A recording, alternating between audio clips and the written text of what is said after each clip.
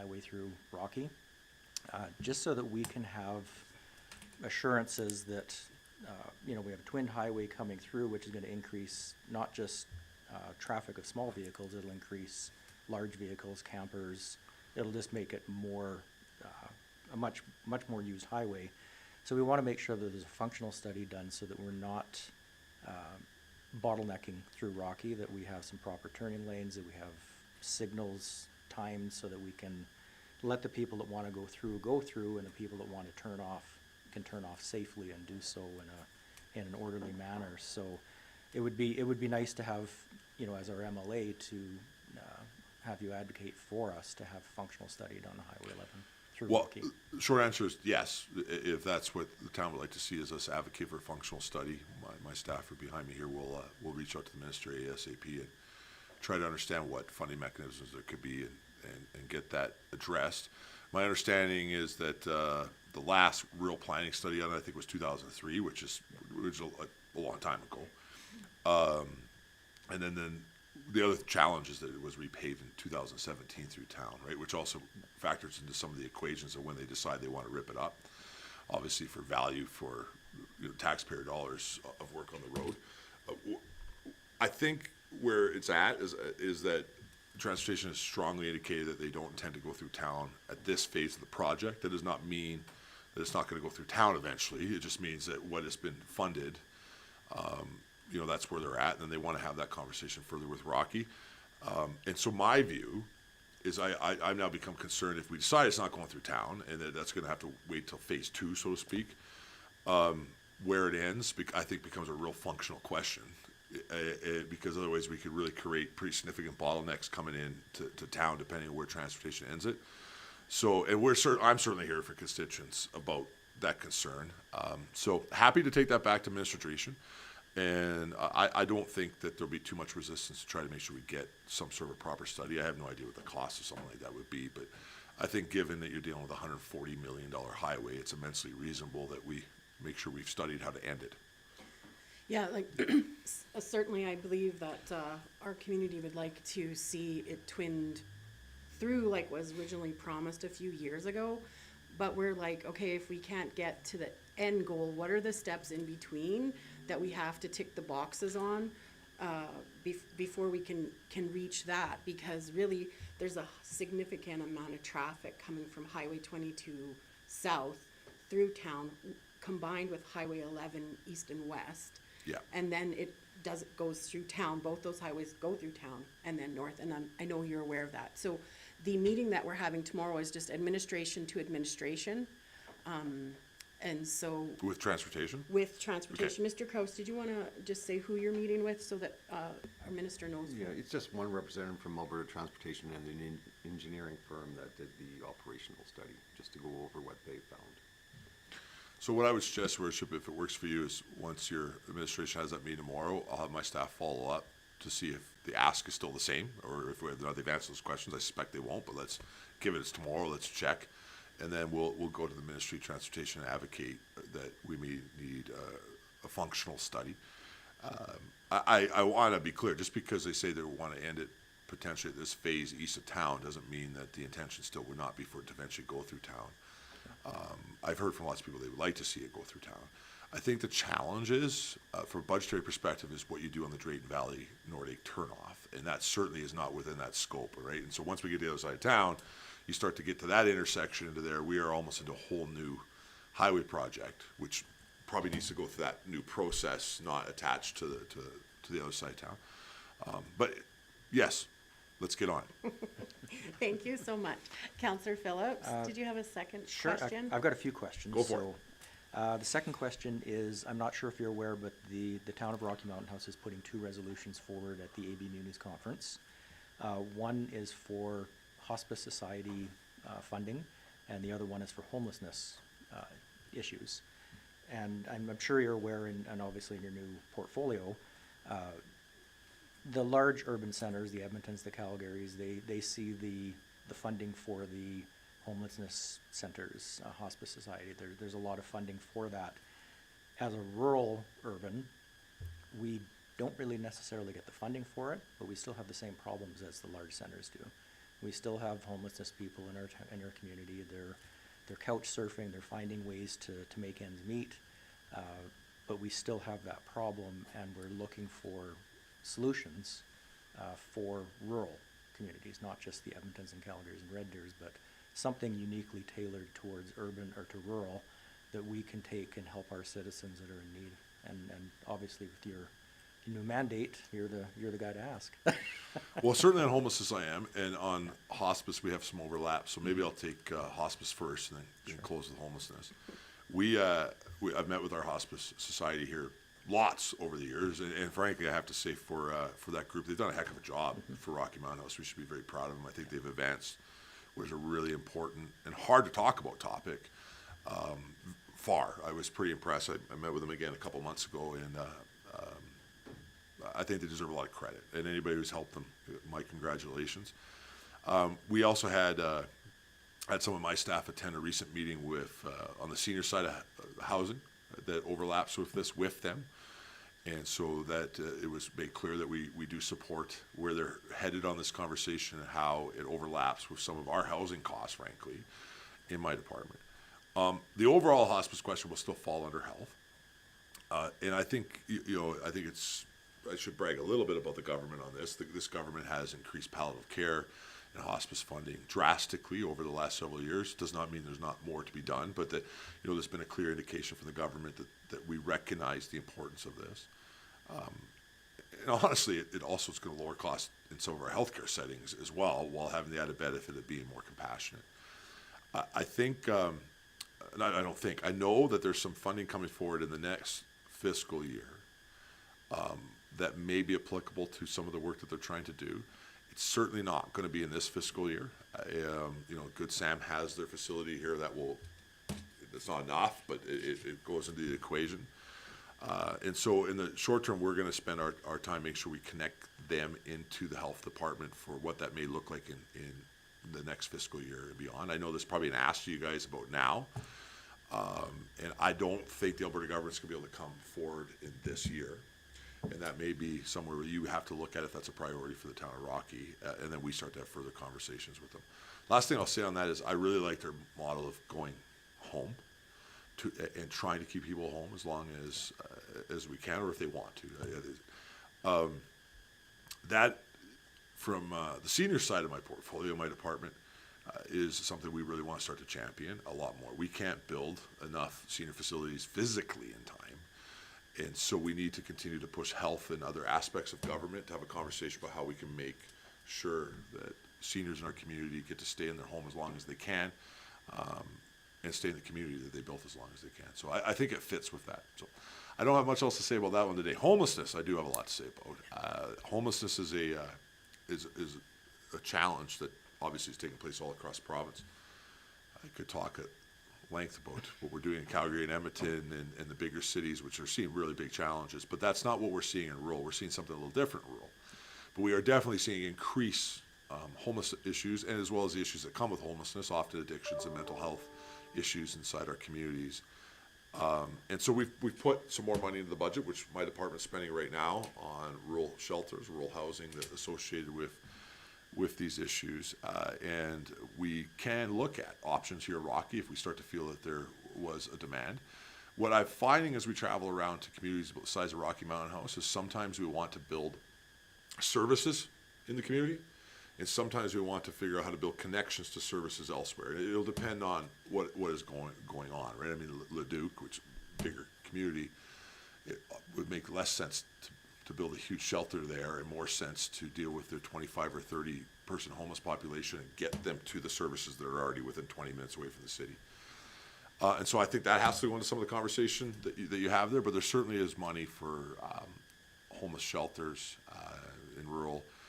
And then on the addiction side, our government is really passionate about this issue. We are dedicated to tackling addictions more than probably any government in history. We are in the process of making 11 new addiction recovery facilities. The first one opened here in Red Deer. I used to do that for a living. I got to tell you, that's the best facility I ever toured. And we're going to continue to do that. We're also really actively, and this is relevant to Rocky Mountain House, working with nations to help them get into leadership positions off reserve on this issue with their nation members. And we started this in Lethbridge, where the homeless population is 99% blood, because it's the largest nation down there outside of Lethbridge. They run the shelter. I'll be there, I think, tomorrow. It's amazing what they've done. We're getting ready to do similar techniques in Calgary and Edmonton. And we'd like to see some of that connection happen with communities like Rocky Mountain House, because we know that elder-led, nation-led, culturally appropriate supports really help deal with this issue. So I'll leave it maybe there. If the town and FCSS or others who are trying to lead on this issue, who are seeing the challenge, want to talk a little more about this, reach out to my office. We'll sit down and have a meeting and get the right officials around the table. But you want to get it right for our community, right? It may be that we need a shelter, it may be that we don't need a shelter, it may be that we need transportation to addiction facilities. It may, what is it that we're trying to solve? And affordable housing, I'll probably get that question maybe in a minute, is a whole other subject. It's related, but it's a whole other subject. It was a long answer, Lynn, but. Yeah, nope, I appreciate that. Do you have a final question, or? If other council members have questions, Well, I can defer. I have some, and Yes. Shane has some, Yep, so, yep, go right ahead. okay. I'll go to Councillor Boniface, please. Thank you. Deputy Mayor. Thank you, Connor. Welcome, Minister. Good to see you, Deputy Mayor. I like it when there's a big guy around the table with me. You've already answered two of my questions, so I'll move on to my third one. They keep this is not in your portfolio, I understand, but they keep closing our hospital ER, again this week. And I was at a speech that the Premier made before the election, and she promised to really clean up Alberta Health. And I'm thinking perhaps she needs a bigger axe to start at the top and work her way down, because it doesn't seem to be happening. Alberta Health is not looking after Albertans' health. It's a power struggle more than anything. And I'd like your feeling on it, please. Well, I'm not a fan of HS. I've been very public about that over the years. I think the proof is in the pudding, and I'll leave it at that. I agree with every word the Premier said as far as needing to address it. I also agree that it probably feels like it hasn't moved very fast. I will, to defend the government, I think we were really moving quick last mandate on it, and then COVID hit, and that slowed everything down. And not to make an excuse, I think it's just the reality of what happened. Minister LaGrange, my colleague down there in Red Deer, was the longtime school board trustee out here for the Catholic board as well in Rocky Mountain House. I have the utmost confidence in her. And what I will say on this, because obviously I can't go and make an announcement here today, nor is it my role, the Premier's commitment will be fulfilled soon. And I believe Minister LaGrange is going to do an excellent job of achieving that. Now, I do think there's some more micro issues specifically to Rocky that we need to and are advocating with health on. The closing of emergency rooms is something we're seeing all across the rural Alberta, unfortunately, and it's really frustrating to watch. I think some of that has to be about conversations about how we staff hospitals and contract arrangements around that. I mean, the big city has addressed this a long time ago. They're not using family doctor networks to completely run their hospitals. You know, what that means as far as maybe beefing up locums or different type of contexts to make sure emergency services stabilize, I know will be part of the conversations that she's dealing with. The ambulance issue as well is very live.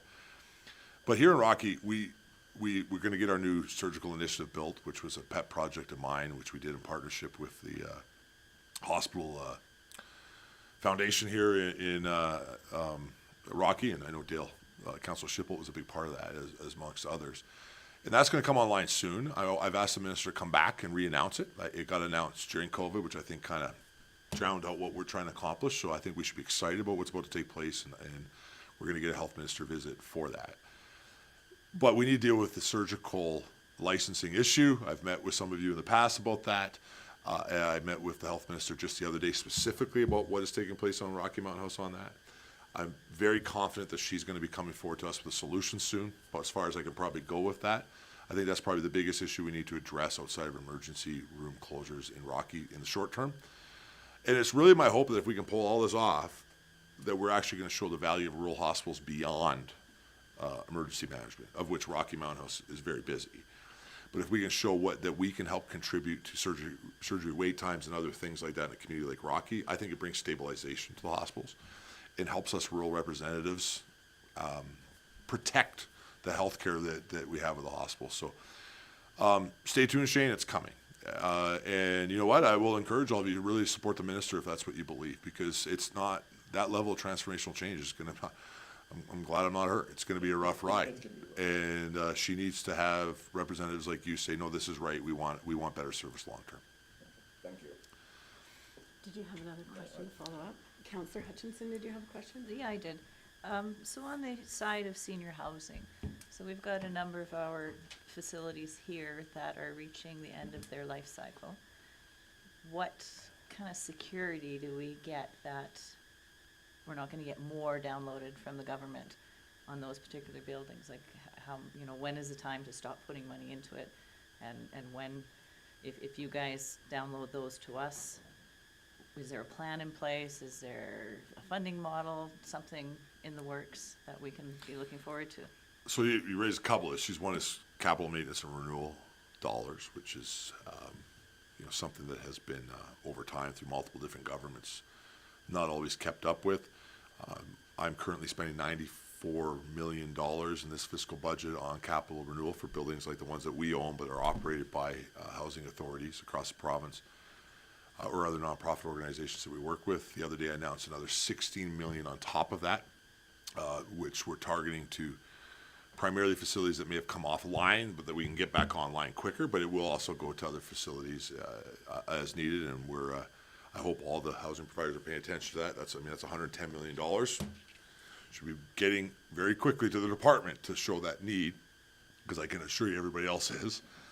We're gonna have to continue long-term to have a conversation about capital maintenance in a sustainable way. The reality is, even if I was to get Treasury Board to hand me all the money to fix every unit today, we couldn't do it physically. And so what I'm trying to talk about with seniors housing providers is understanding what their capability will be, and then we can try to put this over a 7 or 8 year period of time, and then we could give some sort of commitment to how we're gonna get it kept care of over multiple years, because you just physically cannot repair all the places. We won't have the trades to do it in time.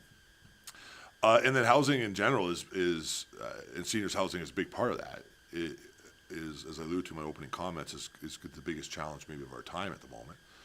And my department's, together with municipalities and the federal government right now, is spending $9 billion between now and 2031, building 25,000 new units of affordable housing. We're on track, I think, for about 2,000 new units alone this year. Those are staggering numbers, and we probably are still going to have to do more. We recognize that. But again, we're also starting to run into the same challenge, which is, do we have enough trades to actually build it as we put the money on? I don't want to say money's not a problem, and money is always a problem, but it's actually the least of my worries on this right now. It's actually making sure that we have trades. And then regulatory reform and the responsibility of municipalities is going to be talked about a lot on this issue. So if we get all the money to the table like this, we get the feds to the table, we lay out plans to put investments in this, we cannot have projects being held up because of municipal red tape. And I'm not saying Rocky's doing that. I can certainly tell you there are municipalities doing it. And so I will leave you with a challenge on that. If we can get there to the table, we need municipalities at the table too. We need these projects approved quickly. They need to be approved right. I'm not saying do anything unsafe. And then we need to get them built. Otherwise, we're not going to achieve that. And I'll close with this. There's going to be a lodge review overall on senior housing. That's a commitment inside my mandate letter. I will be announcing how that process will work soon. And it's very important that every housing authority associated with seniors participates in that, because long-term we have to have a conversation about how we're housing seniors, because we will always need facilities like we have here. I'm not saying that will go away, but the reality is we actually physically can't build them all fast enough at the aging rate that we have. So we have to make sure that we talk about that, and then we work with other departments like health on home care issues and all that, transportation with FCSS and other partners like that, to make sure that we're going to keep seniors living in our community. So I think this issue has become more than just the house. We actually, particularly us in rural, we have to get across to government the other aspects that we're going to need to help seniors stay inside their home as long as possible. One, because I think they want to, but two, because we physically can't build lodges fast enough. That make sense? You can get a follow-up if you want. I thank you for that. My concern was more for the self-contained units that are, and I know the 60 million that you just announced was, how I interpreted it, was for existing facilities that were no longer functioning or being used, and you're rebuilding or adding money to that too. So the 60 million could be used for both. it's 110 million together. So what the announcement was another 16 million of new money on top of it, but we're doing 110 million. And the focus, though, particularly for that 16 million, was speed first and foremost. So getting results with it. Obviously, if there's any projects where units have come offline, where nobody's living in it, we want to prioritize that if we could get the same speed. But it could be used for both. And again, there's 94 other million that are not in that context, but part of that. So it's really important that the housing authority is communicating with the government about opportunities. And the biggest thing the department's gonna be looking for again is, can you get it done? Right? We wanna put the 100 million, 110 million into play right now, right? They wanna get a result of it before the end of the year. So there's money there. There needs to be more. I would submit to you that I think our greatest challenge is going to be, while the government is putting this effort in, whether or not we can actually complete the ambition from a physical perspective. So that really the government's looking for low-hanging fruit. If 100%. there's just Yeah. something quick and easy that they can renovate and instantly get online. Well, it's results. Yeah. We want to put a roof over somebody's head. That's Yeah. the objective of that. And then I'd like to see a long-term plan where then I could eventually answer you, say, yeah, this is what's going to happen over the next 7 years between all of our providers to get us caught up on maintenance. Okay. It's money, though, a lot of it. Councillor Atchison, did you have any? Okay. Councillor Chappelle, did you want to add something in? Just a brief question, and first to thank you, Jason, for looking after the hospital for us and the surgical initiative that's happening and all the stuff pertaining to that. Thank you, Dale, first of all, before you go any further. You've been a great champion of that and deserve a tremendous amount of credit. And he hasn't thank you. said it, but all day this morning, he was at a fundraiser for the hospital foundation, 100%. working, pumping gas and getting burgers ready to sell. I don't interrupt you lightly. I truly believe you should be recognized for that effort. Yeah, thank you. Anything for a nickel, hey. We gotta go there. But I think overall, there's an issue that sort of is hurting our whole province, and that's employees. And everything you've indicated here, everything is dependent on whether we find bodies or not. Yeah. And I guess where I'm at is I want to know what the incentive or what the initiative the government is doing. I know they've done some stuff trying to attract people here, but no matter where you go, who you talk to, there's holes. Yeah. And we're so short of people, and without people, you don't go far. And so I just want to know where the government's at, trying to just get things happening, because without people, we have nothing. Great question, and I honestly believe maybe the biggest risk to our economy is that issue right now. You don't have to go too far in this town and hear from somebody that they can't get labor, skilled labor in particular. We started something called the Alberta's Calling program about a year ago. It's actually been immensely successful, in some ways really successful. I know the Premier of Ontario is not a big fan of it, but everywhere you go in Ontario are billboards about why Alberta's the greatest place to live in. And we've seen results of that. Part of that is also the cost of living in those communities, so it's reminding everybody what a unique opportunity it is to come to a beautiful province like this, where you're not paying $4 or $5 million for a condo in the sky in a place like Vancouver and Toronto. And what I'm doing on my end of this, I know there are other departments will be doing the same, is I'm going to be working with Minister Jones, who's the Minister of Economy and Jobs, and he's kind of the lead on this to a certain extent, and trying to get that now targeted to what we need more specifically. So now that we're in Ontario attracting everybody there, it's great, but let's go in there and make sure that we're attracting framers and roofers and mechanics and of course doctors and nurses, but get a little more specific and a direct approach to try to connect with where our need is. And then I think the other place where we need to build on that is to recognize that we don't need everybody to move to Calgary. So that's the next stage of this, is to try to show all the other opportunities that there are in this province. I'm biased. I think we live in the best place in the province. I'm sure every MLA will say that. But I certainly think there's lots of people who much prefer the lifestyle in Rocky Mountain House than they would in a city of 1 million plus people in Calgary. And there's other people who prefer Calgary. So let's get them to where they need to be. So I think you're going to see us adjust those programs that way. There's some other stuff that's being talked about and has been used in different ways. There's been some programs that have just been launched about on the immigration side, targeting medical professionals, using tax incentives, which has worked. We've seen nurses go up because of that. And I think the next thing that you will see, and the Premier's mused a little bit about this, would be opportunities around loan forgiveness for post-secondary education for key professions in exchange for coming and living in our communities. I think everything is on the table from our perspective. We just want to attract everybody here. We're not having trouble attracting people here, though. We just got to make sure we're attracting the right people here to, as far as skilled trades, to be able to make sure we can build houses for everybody else that we're attracting here. So I don't know if that answers your question. I think that's a big focus. I really think we have to all, as rural Albertans, though, think of ways that we can show how cool where we live is and why I live here, why I assume you live here. Because I think that's kind of forgotten a lot, and then that's why you continue to see Calgary, and to a lesser extent Edmonton, continue to get most of the new Albertans.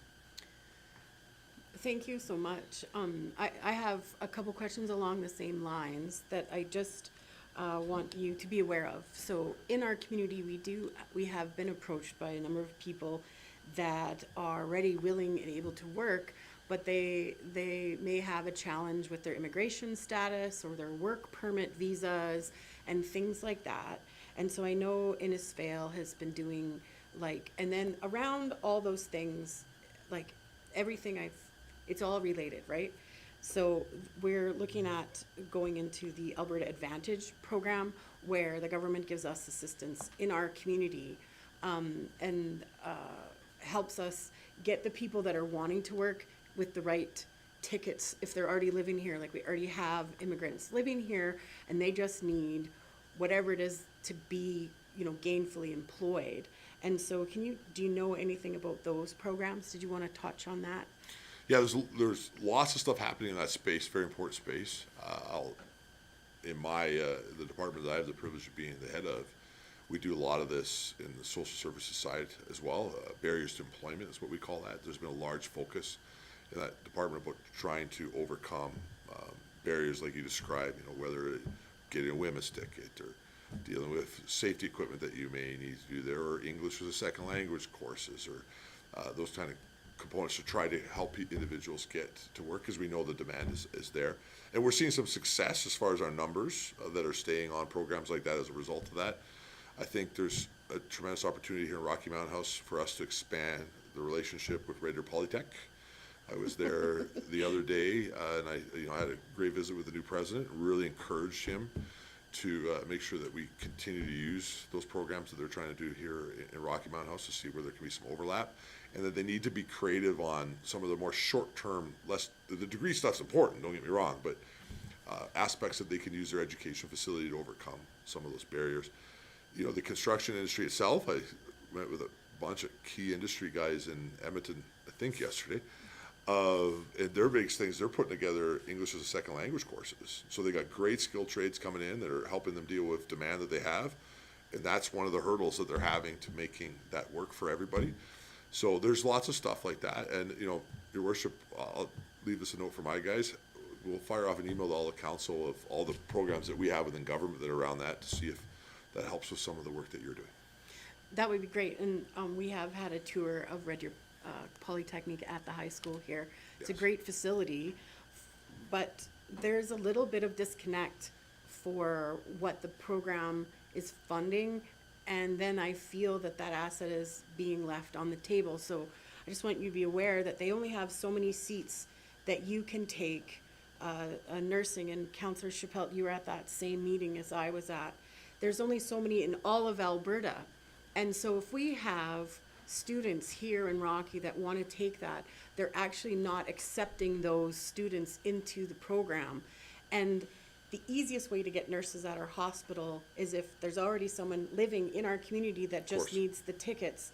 And Red Deer College being on site only a feet away from the hospital makes the most sense. And I just want to say, if you could encourage the programs that are out there to expand their intake numbers with I funding, can. that would be great. I can, and I will further that if council ever decides they want to put together a delegation to go meet with the president, I'd be happy to come along the way. I think you guys would be very smart to continue to build that relationship with Red Deer Polytech. They've identified Rocky Mountain House as a key partner.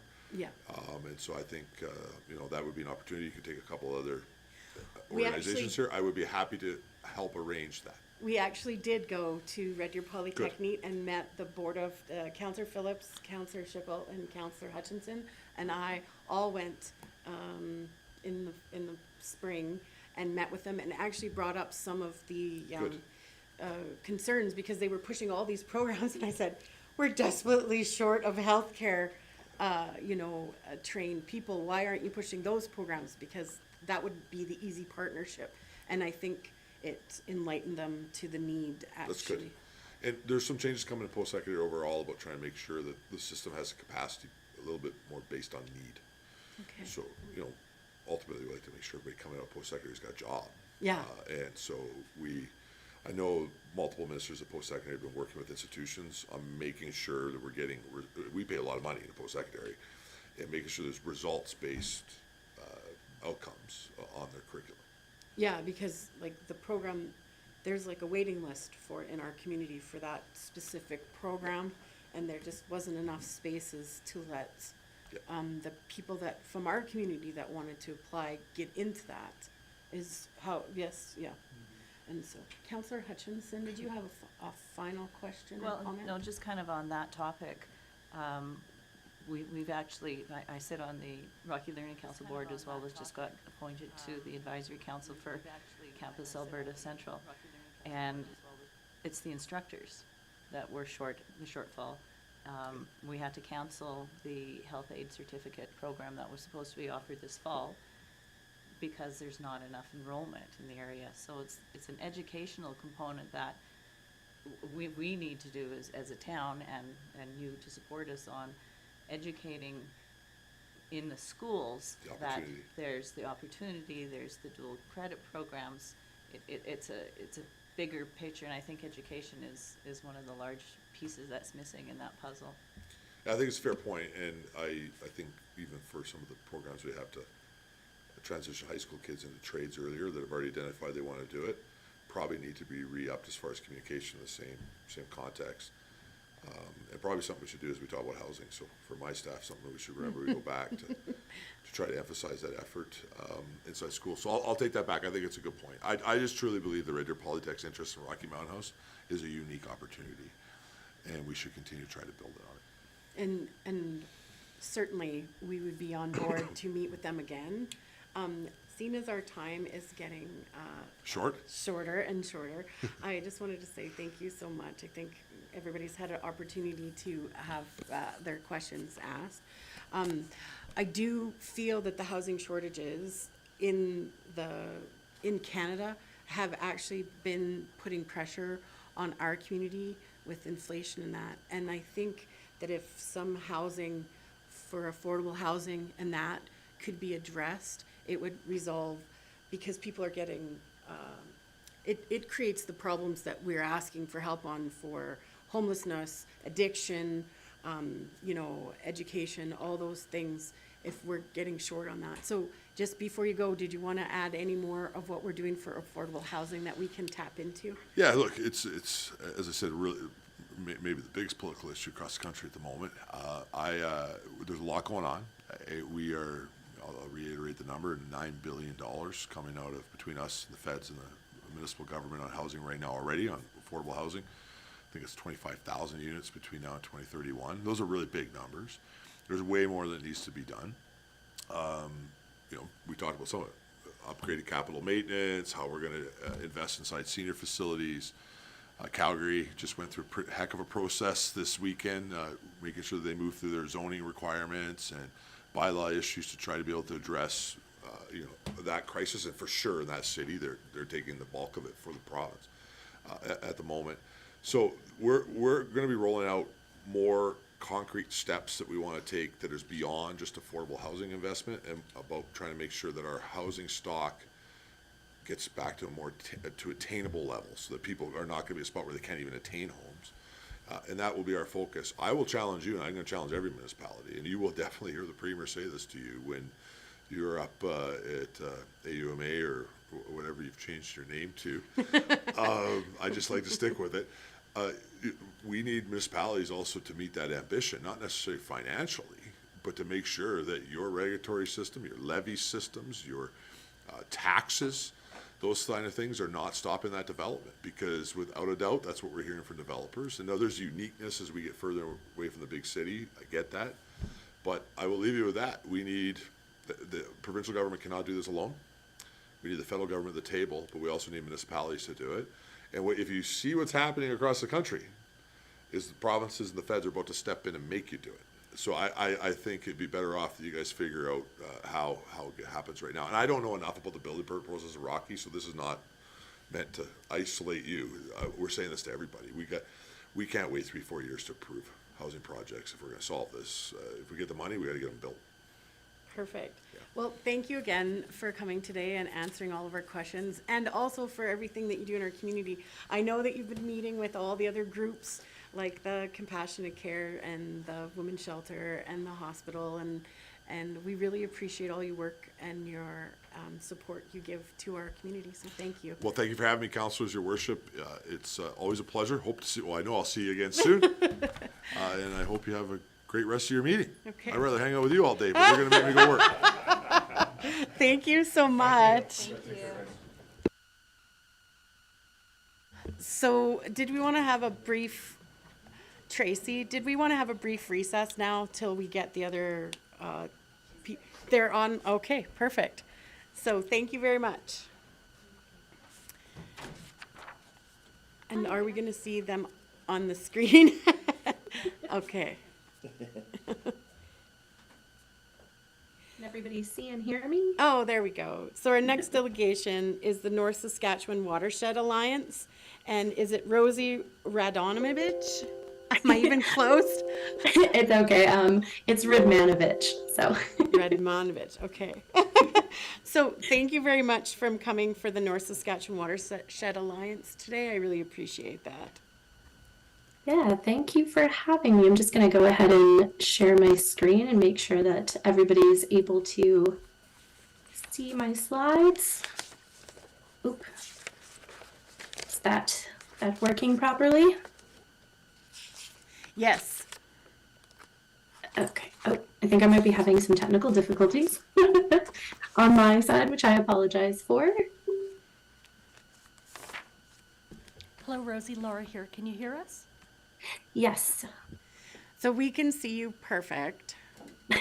Yeah, it's more with the screen sharing. We'll just see if Laura can adjust something. Okay, can you see my slides now? Yes, we can.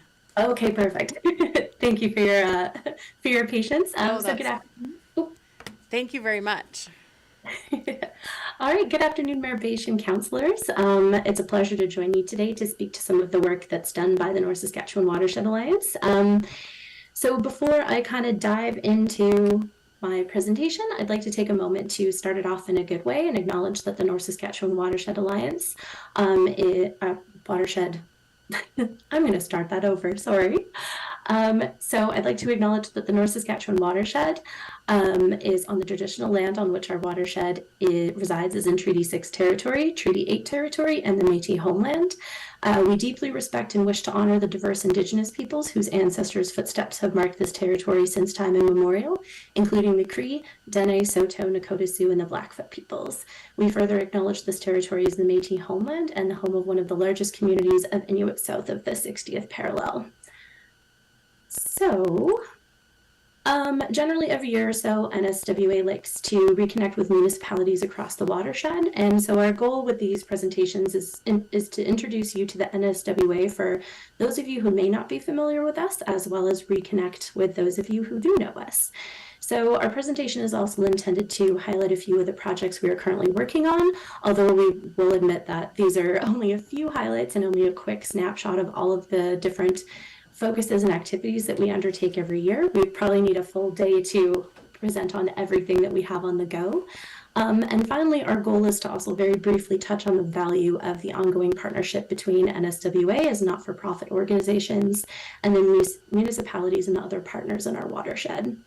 And I'd just like to note that, I know that my time with you today is limited. And so in order to respect, the council agenda schedule and everybody's time, I may skip over a couple slides here and there. But we chose to include them as information for council. So, all right, so the North Saskatchewan Watershed Alliance is an organization who works to improve the health of our watershed. And we know that this is not something that any one organization can do on its own. So a key part of our work is bringing partners together to collaborate, plan, conserve, and educate.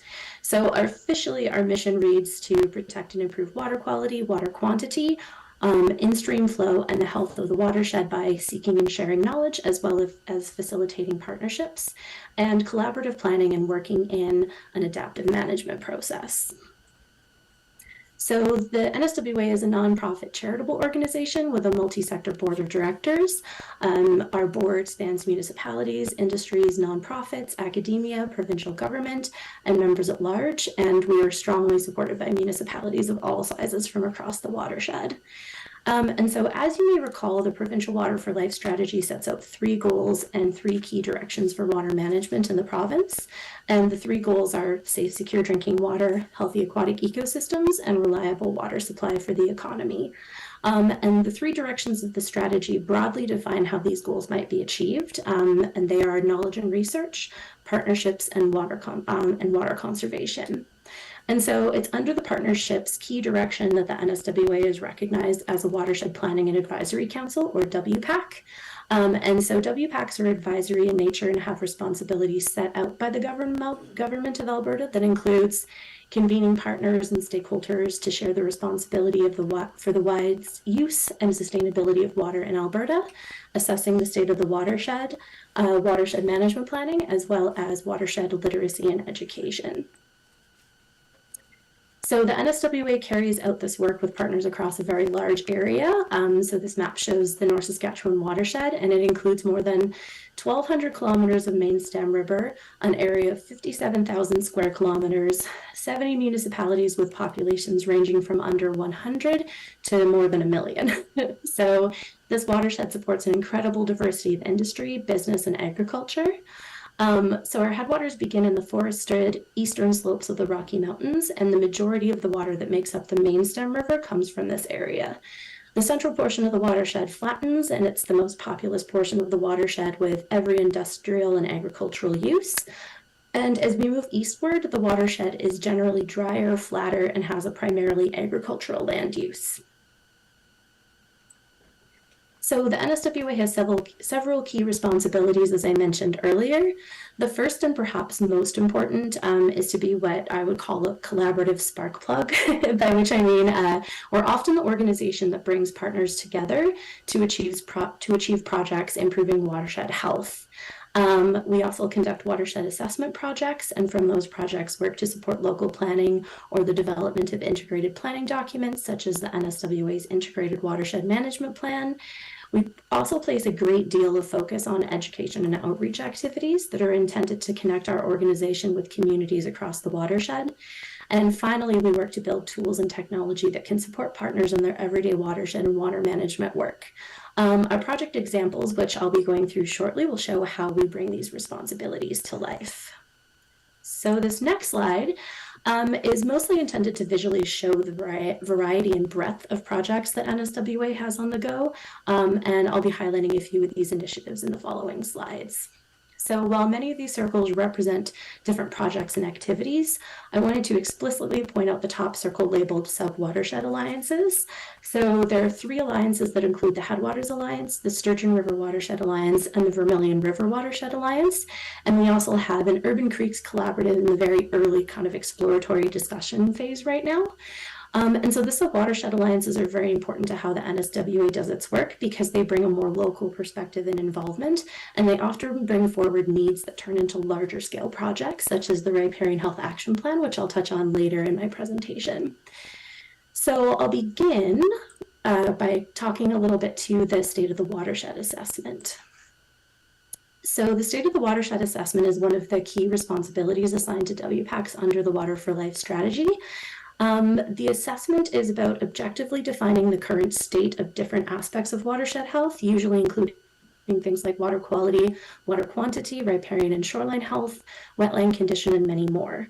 The last State of the Watershed was completed by the NSWA in 2005, so almost 20 years ago. So this last year we launched a project to update our State of the Watershed assessment. So we're really excited to be using the Freshwater Health Index, which is a method that was developed by Conservation International. The index includes indicators for watershed vitality, watershed services, so think natural assets or ecosystem goods and services for that one, and stakeholders and governance. So the Freshwater Health Index is scientifically supported, having been published in numerous peer-reviewed journals, and it's also a scalable tool, which means we can create scores for the entire North Saskatchewan watershed, or we can scale it down to individual sub-watersheds or even as fine as individual municipalities. Another reason why we chose to go with it is that the FHI is a consistent framework which we can use for future assessments, or it could even be adopted for other watersheds across the province. So this next slide shows an example of the output from the Freshwater Health Index, and I'll briefly describe a few of the key aspects that these graphics depict. So the central number in each circle is a composite score of all of the indicators and sub-indicators identified in the outer rings of the wheel. So this score provides a snapshot of the overall performance of each of the three categories. Color coding indicates higher scores and lower scores, as well as data gaps for individual indicators and groups of indicators. So this approach is directly connected to watershed management planning.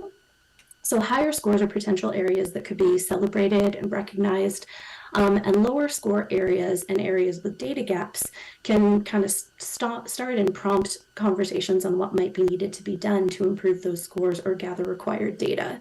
And so in addition to the use of data, there's also a large component of stakeholder and partner involvement in the assessment, and ecosystem services are scored with input from the general public. Governance is scored with input from knowledgeable water users and partners in the watershed. And so, as I mentioned, one thing that NSWA really focuses on is our engagement activities. So we undertake many different forms of outreach in the watershed, all aimed to raise a level of awareness, interest, and understanding of watershed stewardship and watershed science. So throughout the summer months, staff attend community events. We hold workshops for specific projects and webinars for general awareness. We publish a newsletter each month that highlights not only the work of the NSWA, but interesting watershed items from partners in the watershed. And we carry many of those same messages on our various social media channels. And so far this year, we've connected with over 1,900 watershed citizens and regularly connect with more than 5,700 people through our newsletter as well as our social media. So another project we have on the go is the development of a strategy to improve wetland management in the North Saskatchewan River watershed. And so this work came about as a result of direction from our sub-watershed alliances, which are more localized groups of stakeholders and partners in different parts of the watershed, to develop collaborative direction for wetland management in the watershed that fits within and is supported by direction from the Alberta Wetland Policy. The strategy is still in development, although it's almost ready to be sent out the door. The strategy speaks to a regional or watershed vision for wetlands and identifies some potential ways we can collectively enhance wetland management. As with everything we do, the wetland strategy is advisory in nature, and each partner decides what they will do to advance their own wetland management. The strategy is simply a map that we can all use to move forward. And so, as I mentioned, the strategy is being and has been reviewed by many stakeholders and partners across the watershed, including but not limited to the three sub-watershed alliances, municipalities, the Government of Alberta, Ducks Unlimited, and at some point, the NSWA Board of Directors. So once the strategy to improve wetland management in the North Saskatchewan River watershed is finalized, we'll be providing a copy to your council. But I do have a question for council, and that's whether you would like us to return at a later date to make a presentation on the wetland strategy. And that's something that you can reach out to us and let us know if that's something you'd like after you receive the strategy. Okay, thank you. We will watch for the strategy, and then after we receive it, see if we need a presentation to answer any questions we might have. Yes, definitely. So yeah, so I have a few more slides to get through, but in the interest of time, I will skip over the couple of slides pertaining to the Regional Lake Stewardship Project. We included the slides for information to council, but the next initiative I'll speak to is the Riparian Health Action Plan. So the Riparian Health Action Plan is one of the NSWA's longest standing initiatives, and it began with the development of a cost-effective satellite-based assessment method, which has been used to map over 17,000 kilometers of riparian area to date. Through the action plan, a target of 65% good intactness for riparian health in the watershed was collaboratively set. And then we built the Riparian Web Portal on which information and success stories are shared. And just something to note is that in 2022, the Riparian Web Portal won an Emerald Award. So we also have two key efforts underway that are both focused on supporting municipalities in their planning and policy development. So the first is a review of municipal regulations and bylaws. So the review includes the bylaws from 24 municipalities in the watershed and is assessing things like the definitions that are used and the consistency across bylaws. From this baseline, a best management guide is being developed that will suggest bylaw language that could be used by municipalities. And then the second effort focuses on municipal planning and the need for information on potential riparian setbacks. So our work so far is mostly building upon provincial guidance in stepping back from the water and has been aimed at identifying high slope areas that are potentially unstable, and slope areas that are potentially likely to be inundated if the water level rises. So to close my presentation today, I'd like to touch briefly on some of the benefits that come from partnering with NSWA on work affecting the health of the aquatic environment. So as you will have noticed throughout our presentation, the NSWA is a driver for collaborative projects and work that's aimed at improving the health of the watershed. This is a key benefit of working with us because we're able to bring together people, facilitate conversations around key topics, and define direction that advances all of us towards our goals. By the numbers, in-kind contributions, so support provided to NSWA projects, have risen steadily from $34,500 in 2006 to more than $500,000 each year for the past 8 years. So as a not-for-profit, we can often access funding that is not available to others, and we regularly coordinate with municipalities on projects and grant funding. We have more than 23 years of experience as a watershed steward, so the NSWA has considerable knowledge and background that it can bring to bear on watershed and water issues. And finally, we've been very good at connecting with residents across the watershed to carry the messages of good watershed stewardship, watershed literacy, and the efforts of partners across the watershed. So I wanted to thank you again for providing me with an opportunity to share the significant work of the NSWA today. I've noted a few different ways that you can connect with us, including our social media, sign up to our newsletter. And I just want to thank you for your support in working towards a resilient watershed. And if time permits, I'd be happy to answer any questions if we have time. We'll make time. I'm just going to look around council to see if there's any questions. I think Deputy Mayor Boniface has a question, and then I have a question. Thank you, Your Worship. This may be out of your realm of things that you do, but as a province, we are now using more fresh water than we ever had in our oil field, mostly for fracs. And this is a non-replaceable. Once it's down the hole, it's down the hole and it's gone. And we have communities that are restricting their water usage. Calgary this summer did so. They shut off the irrigation systems in southern Alberta because of lack of water. The dam down around Karsten, it's at an all-time record low.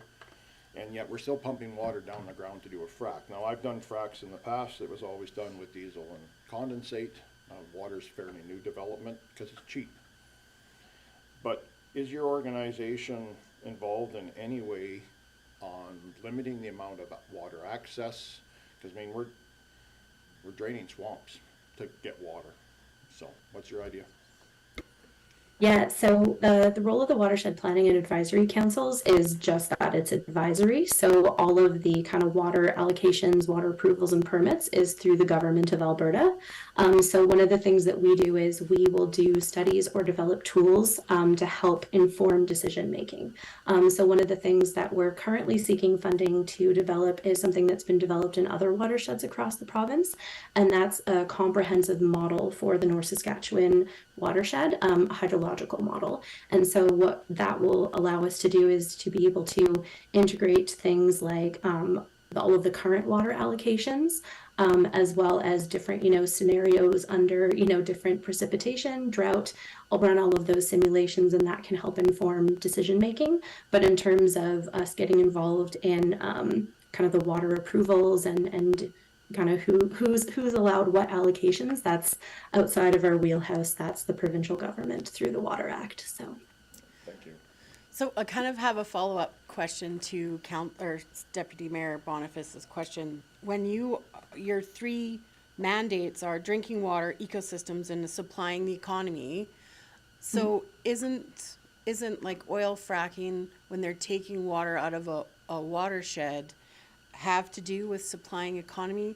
Would it be something that you could look at in the future to investigate the use of water for fracking? Yeah, so my understanding of the hydrologic model that we're going to be developing, I will fully admit that it's a different coworker's scope of work, so I understand it at a very high level, is that we will be looking at all of those different water allocations, but as I mentioned, kind of the final decision lies with the provincial government, so. Okay. I have a question. So you mentioned, like I said, drinking water, ecosystems, and supply economy. What do you do towards recreation? Do you have any effect on recreation uses on our water shed area? Yeah, so two initiatives that we are kind of involved in. We don't lead, but we kind of are involved in and we're currently supporting. One of them is the Alberta Lake Management Society, or ALMS, if you're familiar with their work. They go out and do recreational testing of water quality at recreational beaches. And so we have technicians that we hire for the summer that support events, but also go out and support that monitoring. So when you see kind of the blue-green algae advisories that are issued by Alberta Health, that work helps to support that. And then one of the other initiatives that we've kind of been loosely involved with is the Heritage Rivers designation. And some of the discussion that's come out of that is how can we leverage a heritage designation to kind of promote tourism and to kind of highlight some of these heritage areas that can be incorporated into recreational planning. So I guess the shorter answer is that NSWA's work is sort of more towards protecting watershed health and water quality so that we can continue to have our watershed to recreate in. So. Okay, that answered my question. I appreciate that because I just wasn't sure where you fit in, because you're obviously making recommendations to the government and working with all these partners. So, yeah, perfect. I don't see any further questions from council. So I do want to thank you so much for your time today and presenting us the information I see one of our topics actually of our discussion before you leave is our contribution towards the North Saskatchewan Watershed Alliance. Can you tell me, it's maybe a budget question, what is your total budget? If we're submitting tax dollars, what's your total budget that you are given for the NWSA? So including all of our sources of funding or just the municipal contributions? Whatever information you could supply for us. It always comes up when we discuss somebody asking us for money. What is their total budget? How much money they're getting from other people? What are they spending their money on? So I see here that you're spending your money on, like what your presentation sort of explained, that you're doing collaboration, project management, coordinating, and education. So I'm just wondering what your total budget is for those projects. Well, I will fully admit that I cannot remember the number off of the top of my head, and I would hate to give the wrong one. But every year as part of our AGM, we do put together an AGM package that has our budget information publicly available. So I can send that as a kind of a follow-up document and information for further consideration.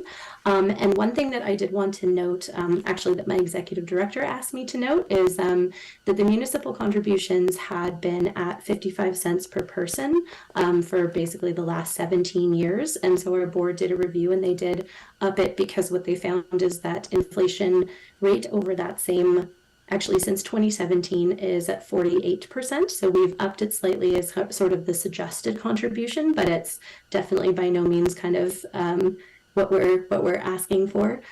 So yeah, I can send the budget information, and the AGM package will also kind of have some more information about what we've done in the last year. So in addition to the budget. Just to clarify on your 55 cents per person, and inflation has increased it or decreased it then? So we've adjusted kind of our suggested contribution to municipalities in response to very increased inflation. So Okay, so what is it now? 60 cents per person Is suggested? suggested, yeah. And is that where we come up with our 3,961.80 then? Our bill, is that where is from the 60 or the 55 cents? From the 60, I believe.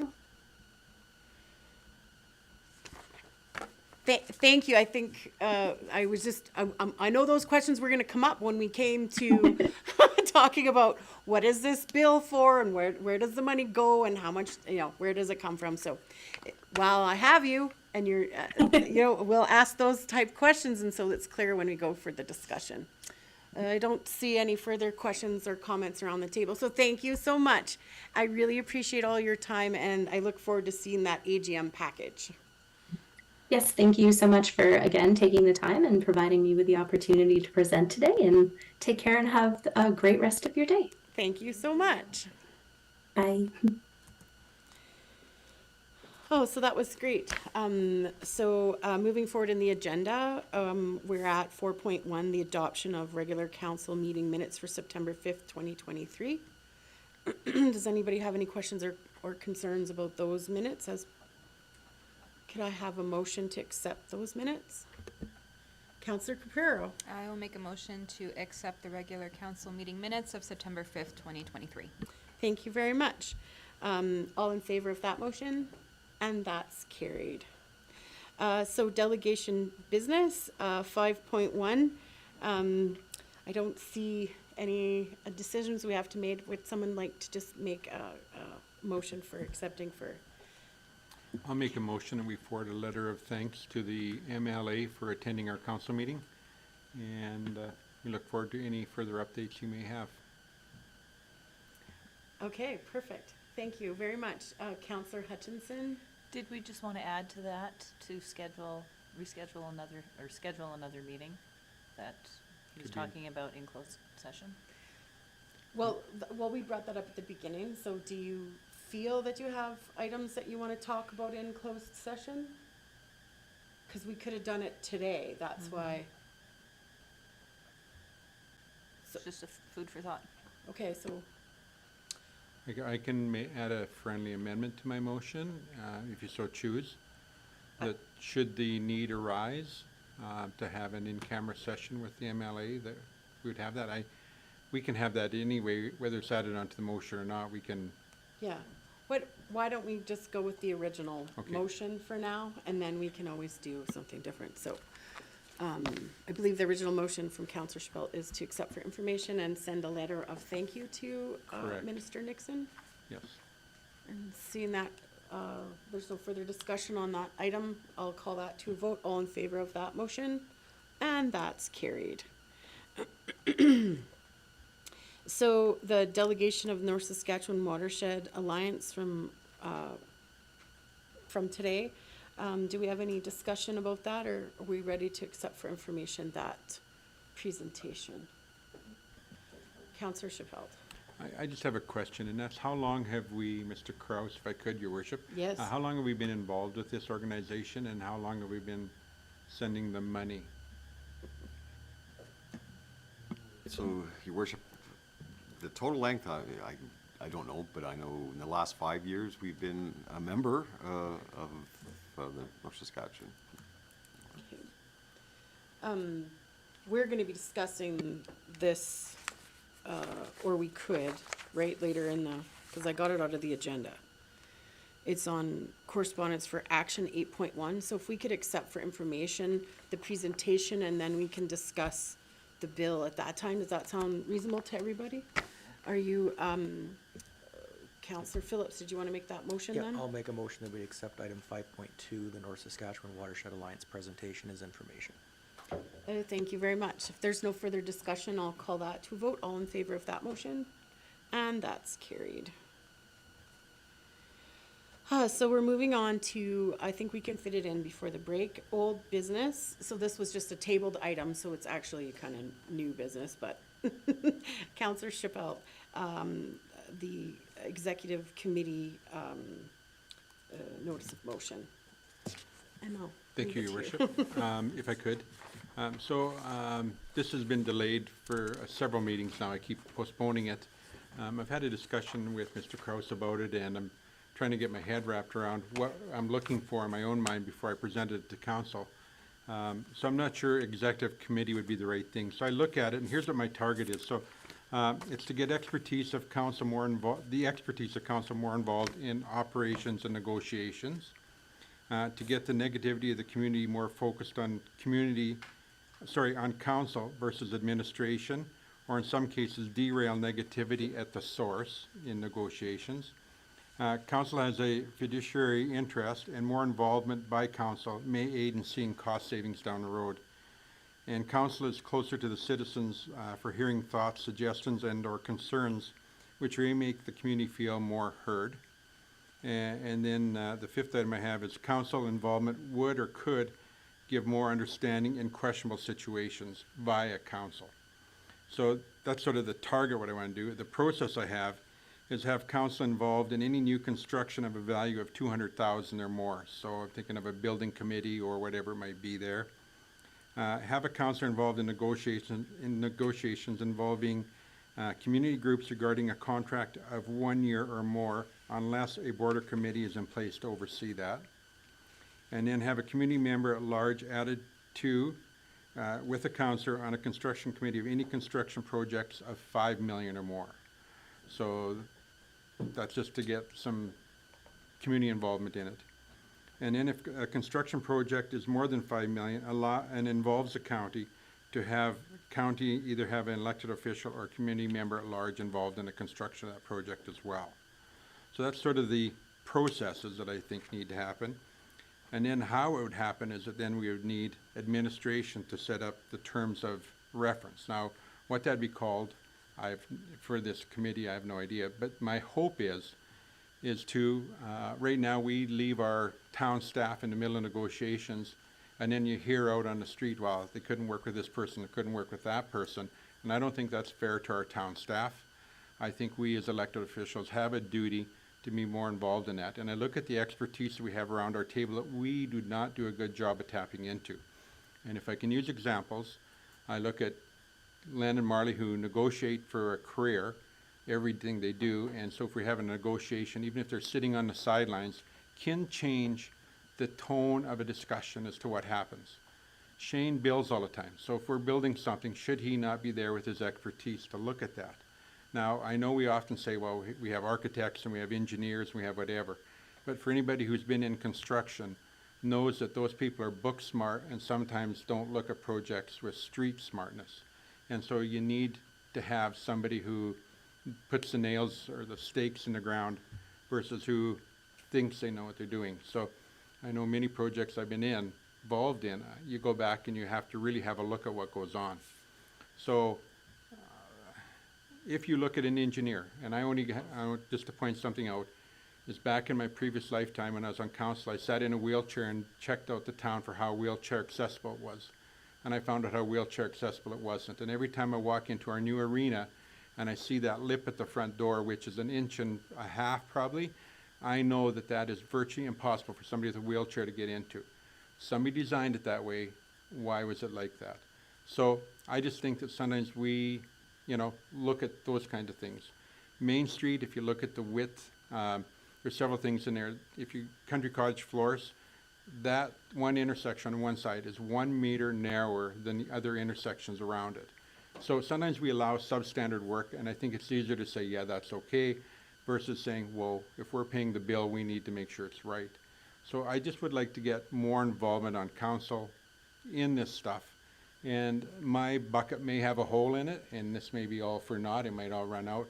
But I just think that sometimes what I hear out on the street, I'm not happy with, because I don't think we should allow our staff to take the brunt of some of the stuff that's going on. I think we as elected officials need to be more involved in that. Now, from a town management perspective, that may not feel comfortable, because then you got somebody there, but I think overall it gives the community hopefully more happiness in what's going on. So my buzzword is happiness and transparency, so this is what this is all about, is happiness and transparency. So I throw that out there for council and/or comments from Mr. Kraus. Thank you very much. So I like the concept of us being a little bit more engaged in projects, because it's as our fiduciary duty. And also, we were all elected by the public. And so I feel that we have their voice behind us. You know, if someone voted for me, I know that Shane and everyone on council, there's a certain group or aspect of the community that you are their person, right? And so I think one of the unfortunate parts of, say, the curling arena and that project was that they didn't allow. They actually made it difficult for community members and council to be involved in some of the planning, and I know it really frustrated. And then those frustrations continue forward. Also, if we're going to hear stuff on the street, I'd sure like to be sort of have both sides of the story before people are hearing about it. So I like to be present, even if it's just hear firsthand both things. If I could add to that. So in my discussion with Mr. Kraus, he had indicated that something like this had been in some of the communities, and whether it has or hasn't. And the other thing that's happened is that it could have been many years ago, and this may be something that doesn't even cut the mustard in today's world in terms of being in our right lane or not. But in reading Mr. Cuss' report, which we accepted as to what our role is, this is 100% what our role is according to that. So I think that it's being involved in your community, being an elected official, and helping, not hindering what's going on. So I just throw that out there. I would like to ask, and I don't expect an answer today, because this is pretty involved, pretty in-depth. I think that we can stew over it or think about it. And maybe it's a bucket with a hole in it, I don't know. But anyway, I'm just gonna toss it out there. Does anybody, Councillor Phillips, I was gonna say, does anybody have any comments right off the cuff?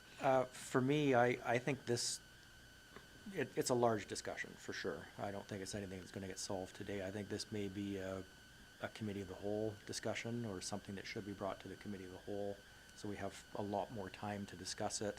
And then we can see I tried to jot down as you were writing it, but I failed, so. Just to get your points as to what the end goal is of this initiative. Some of the positives and the pros and cons that I can see to this. When we're talking about a new civic building, yes, I could see some direct council involvement in that for sure.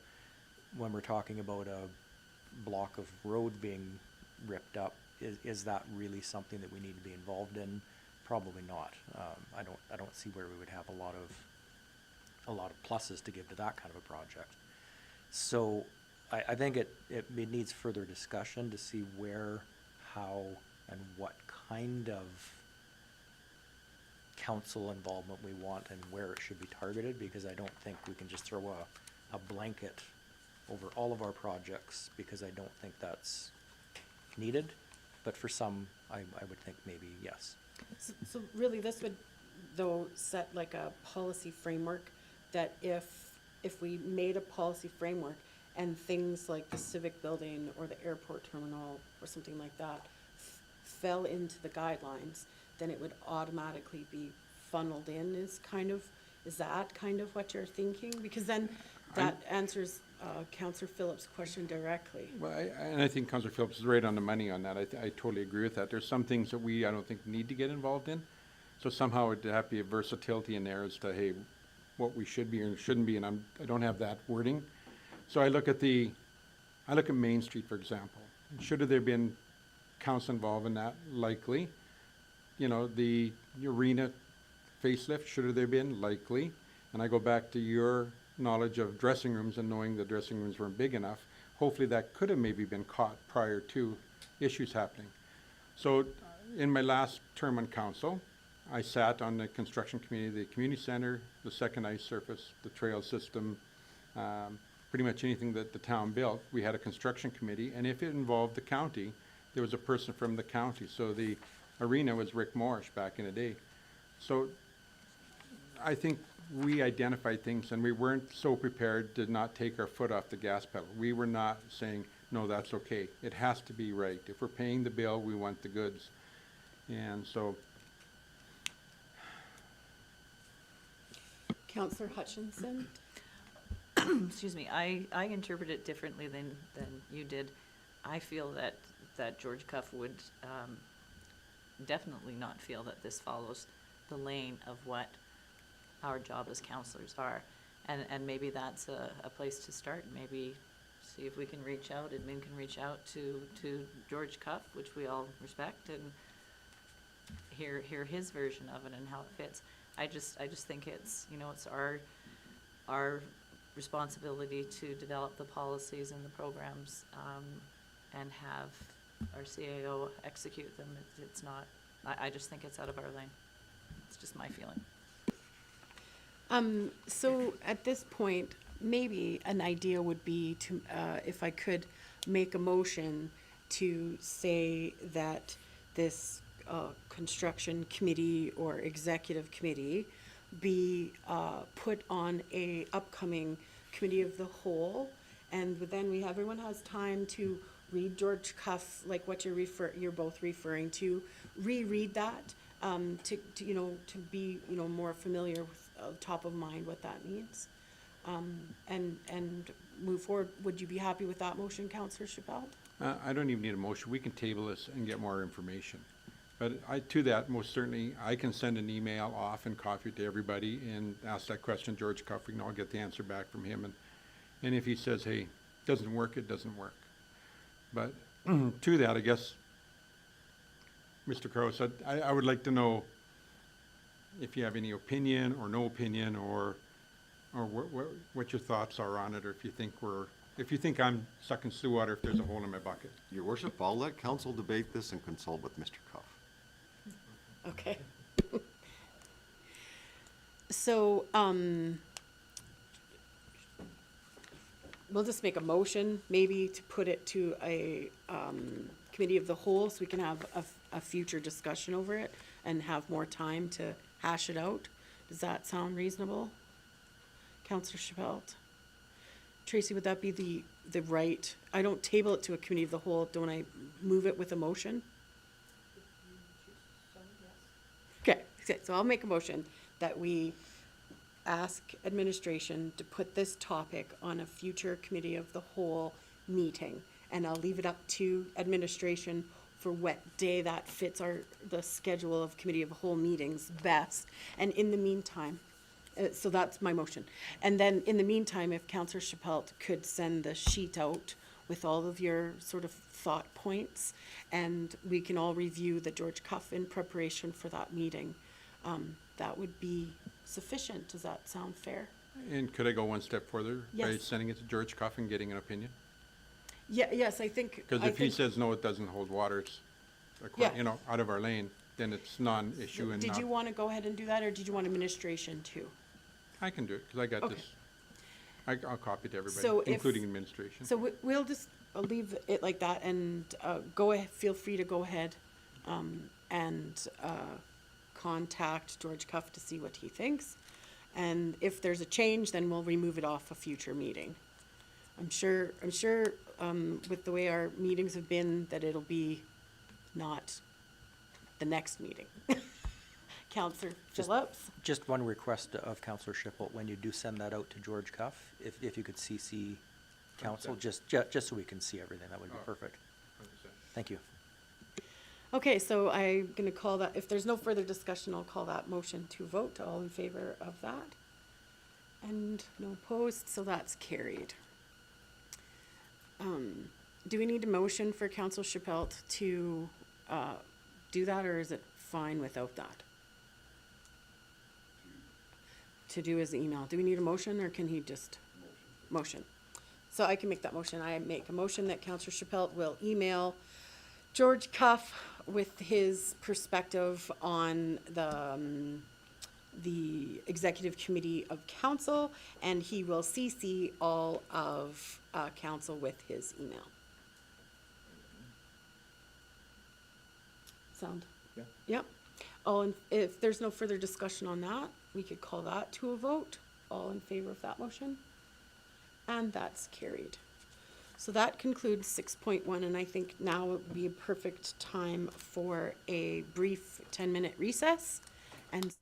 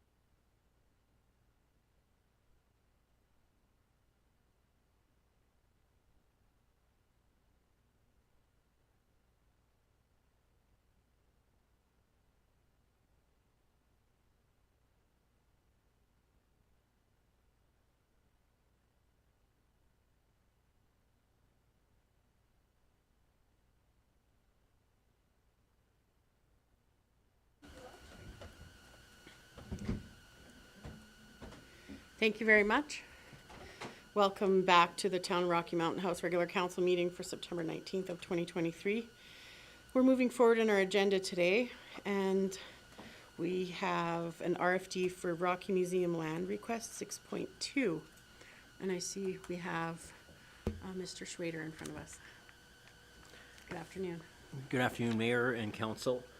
Just before Council today to present a request from the Rocky Museum, they wrote a letter on July 12th, and then they did a presentation on August 15th to Council, requesting 28 feet to the south of their existing fence line. Council made a motion or resolution to see what's available for land up there. Administration met, and there is extra space that, you know, if we wanted to give them extra space for future expansion without interfering with the Recreation Master Plan, roadway, parking, projects for the future, it is available for future development for the museum. On page 4 of 8, it kind of shows what they were requesting with their letter and their presentation. On page 5, it shows kind of the Recreation Master Plan that was done in 2017, as far as the flow of the traffic, the parking, that was indicated in the Recreation Master Plan. On page 6 of 8, it shows the flow of the traffic, but also parking stalls that will be put in place for the Rocky Bike Park, as well as the 60 parking stalls that would be used for the bike park, but also for the museum between those two locations. And I got Mr. Shanks with me if you have any questions in regards to the flow of the traffic. I'm sorry, I do have a question. So on your page 5 of 8, that's the one that you said is the rec master plan, something or other. Is that correct? Correct, yeah. Yeah. So on there, along the back side there, I see parallel parking stalls. It's adjacent to the red arrow on the top. Yes. And does this 28 feet, is it inside of that or outside? Where does it come to in relation to those parking stalls? The parking would still Exist? yeah, and more than what we've actually got there, so. More so how? Just more parking stalls. Like left and right or? Correct. Okay.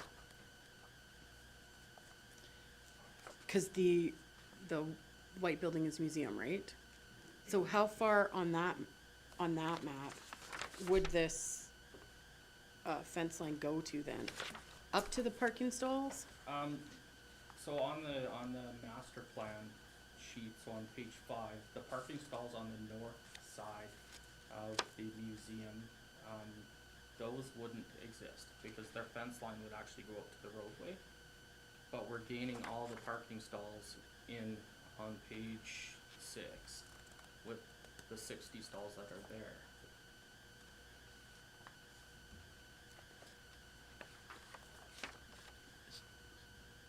So, Mayor, is your question in regards to the traffic, there's stalls presently on the west side behind the museum? All I'm trying to do is circumimpose this to any one of the 5 maps you've given me.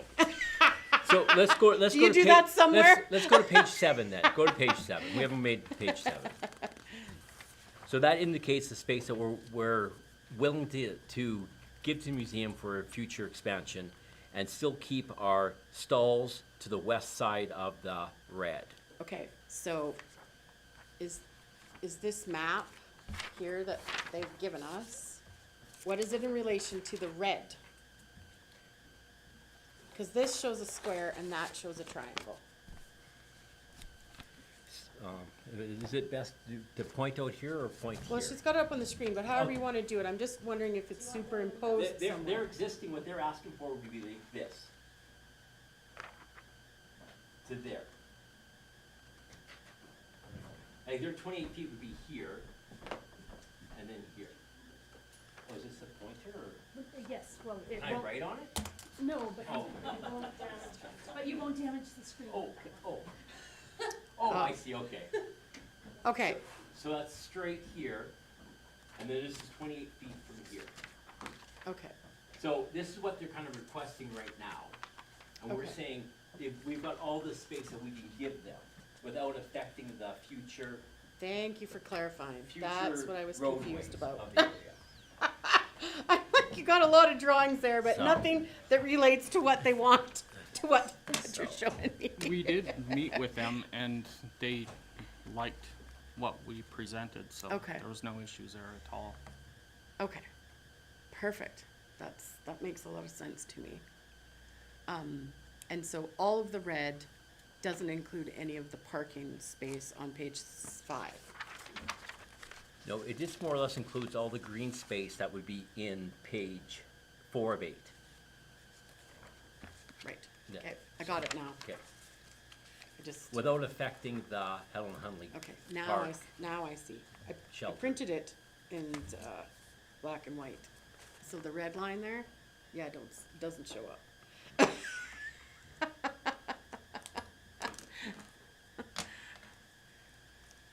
So that's, So, just to let the council know, I think you guys are aware of this, but the building itself is on town property. We own the town land up in that area, so the building itself is their building, but it's our property that the building sits on, so.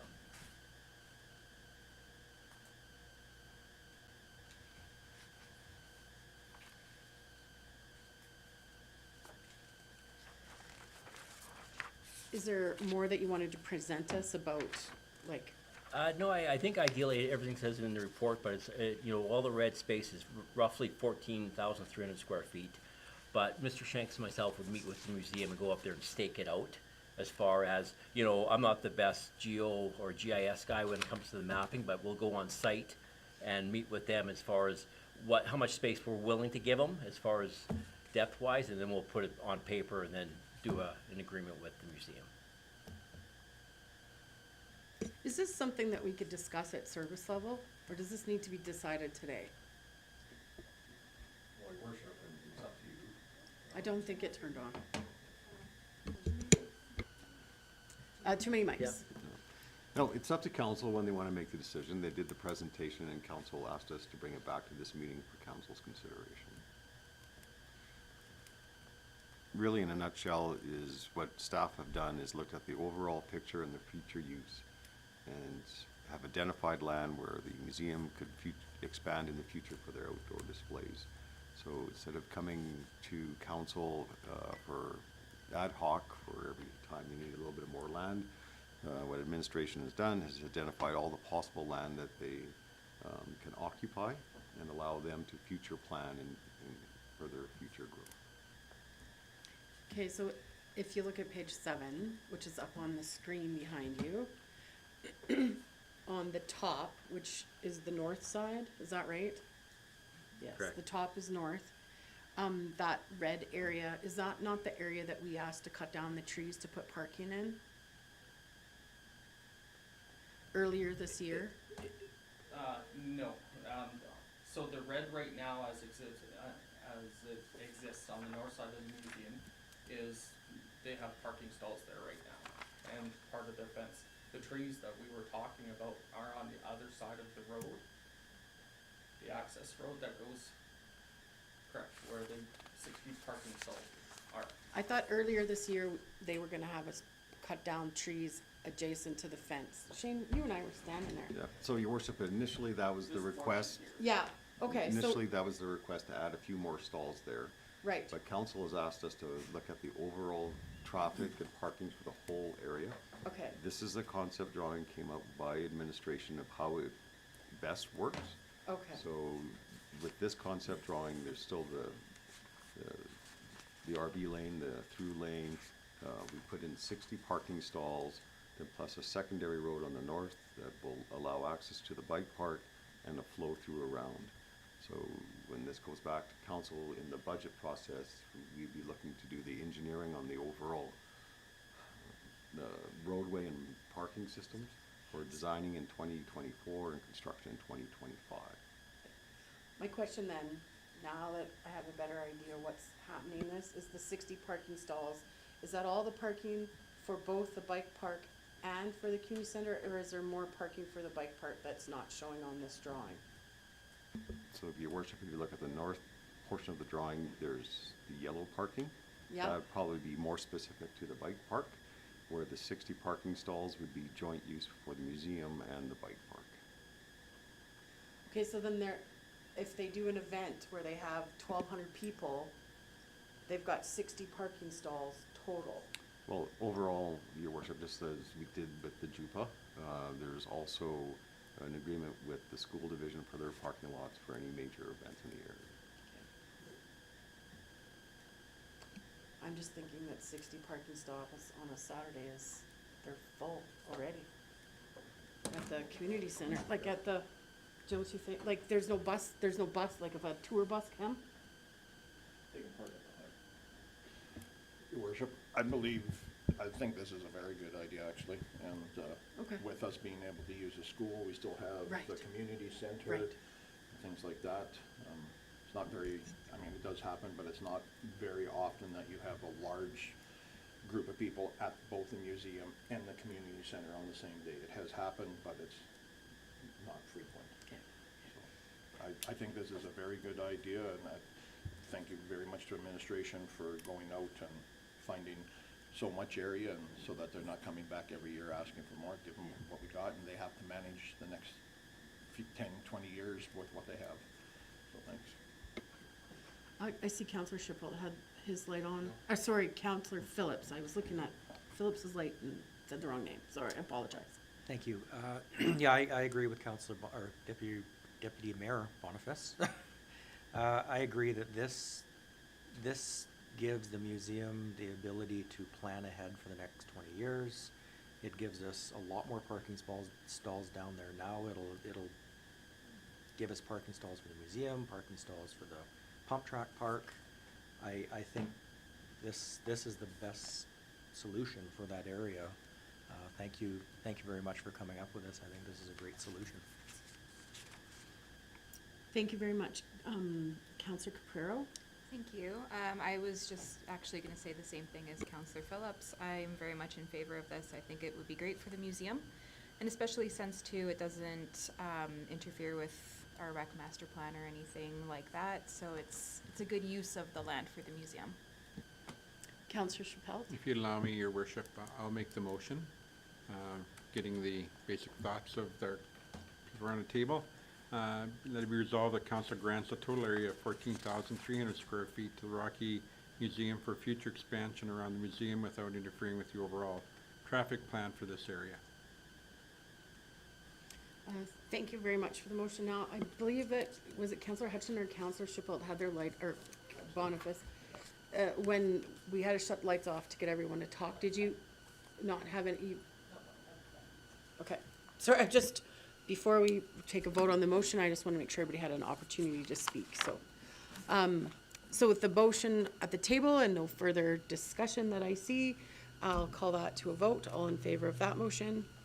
And that's carried. Thank you very much.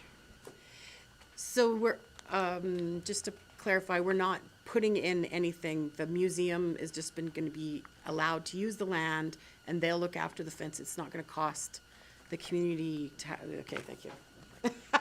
Thank you for understanding where I was going with that question.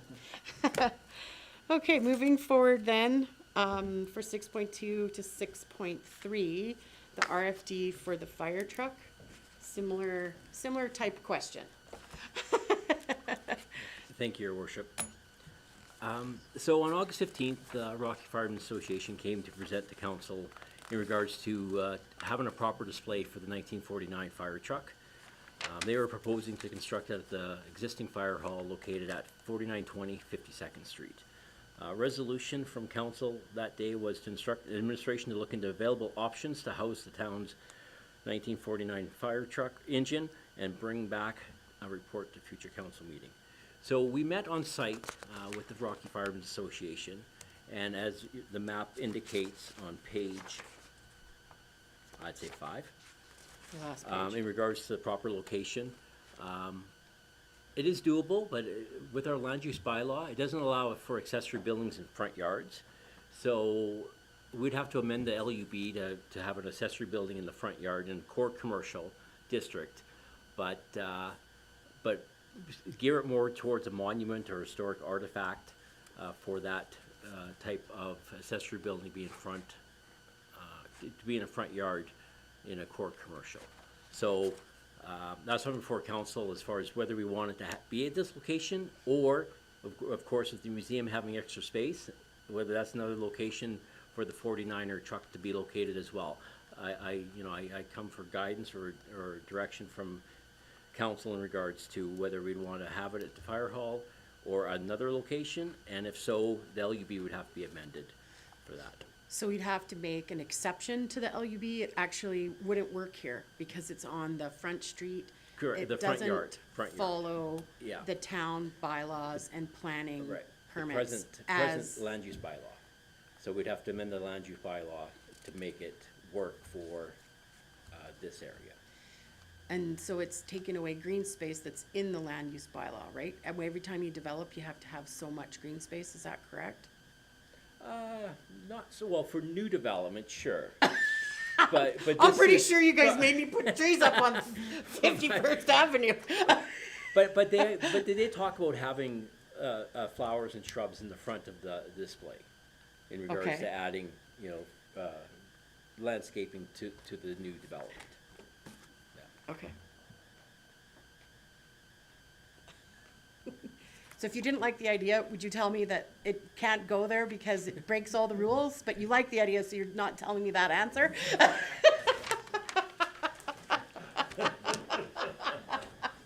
Sorry, Mr. Kraus, I apologize, that was rude. I'm just trying to find out what the answer is to the question.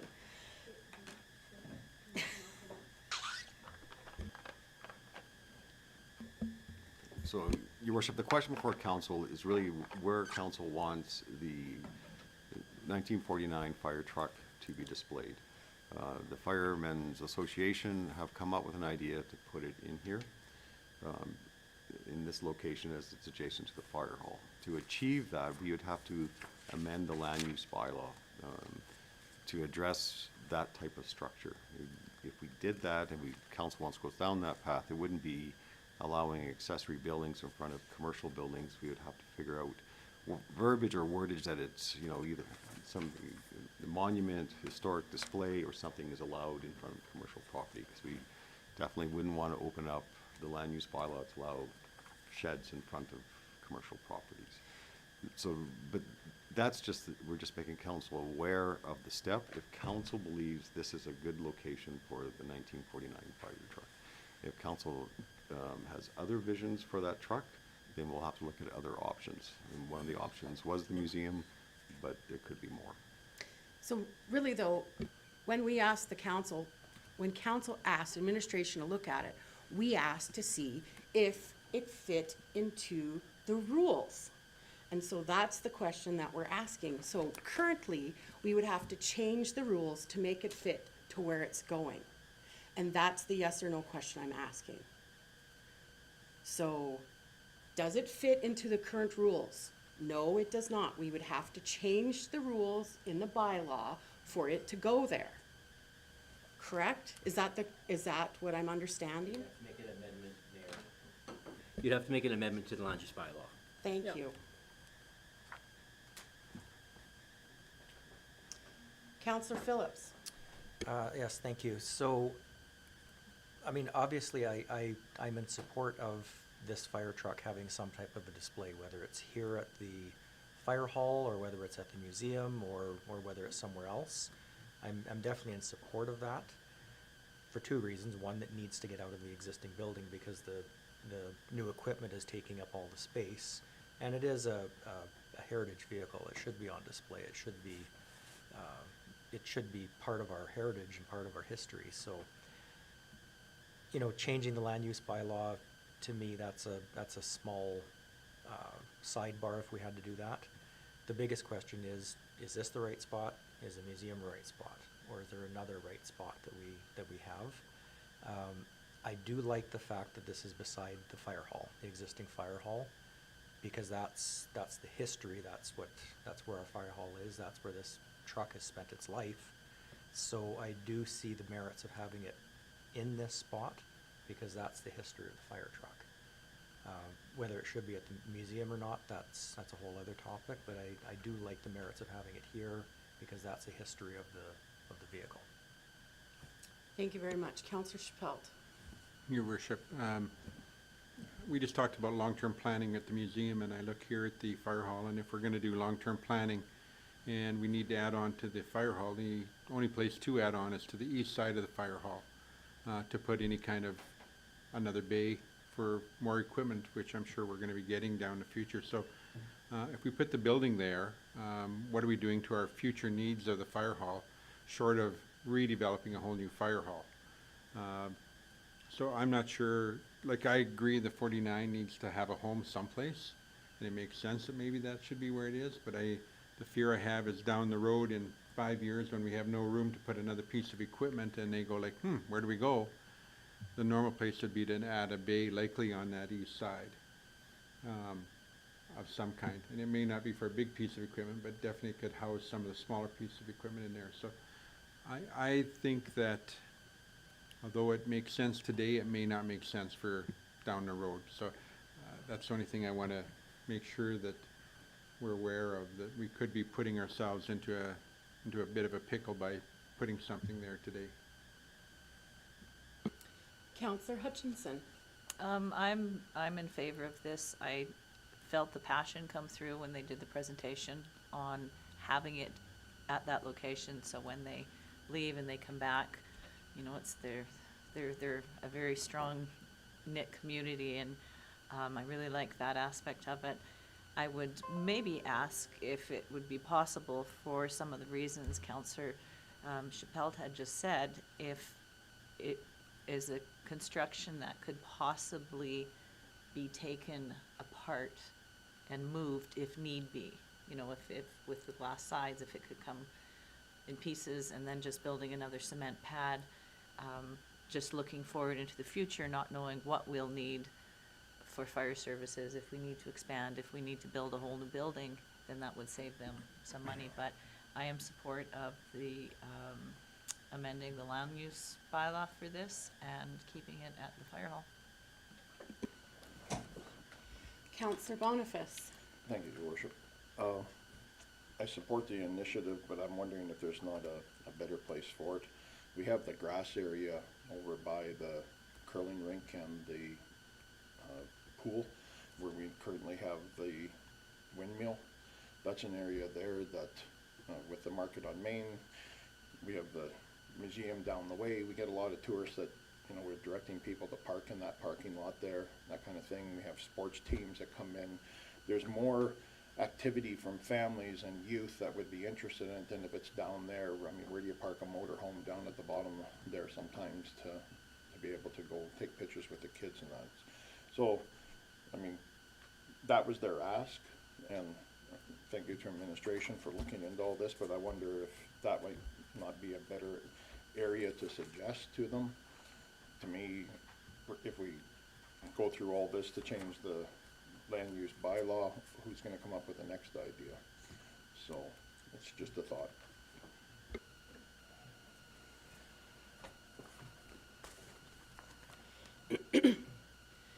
I feel the passion, like Councillor Hutchinson said, that the firemen presented to the idea. I am in agreement with Councillor Boniface and Councillor Chappelle that that's maybe not the right place, because we don't know the future of that building or expansion, and I don't like changing the land use bylaw for something in this, you know, if we change it for this, then every business or development that comes in is gonna want changes, and I don't think that's fair or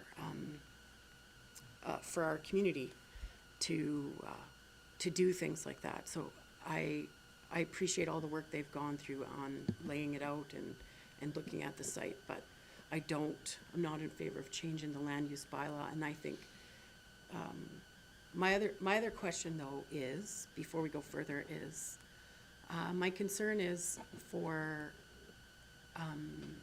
security of that structure.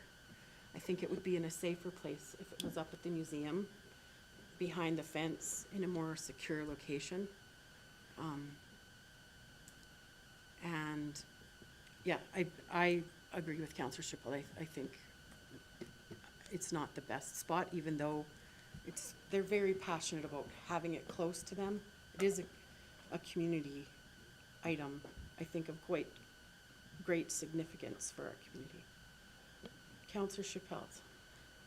I'm gonna make a suggestion that we talk to the people who are looking at putting it there and letting them know what happens down the road, and it could be, it could be in 5 years that all of a sudden we need to add on to the fire hall. If they're prepared to know that it could be a short-term fix, not a long-term fix, maybe they would change their mind as well and look elsewhere.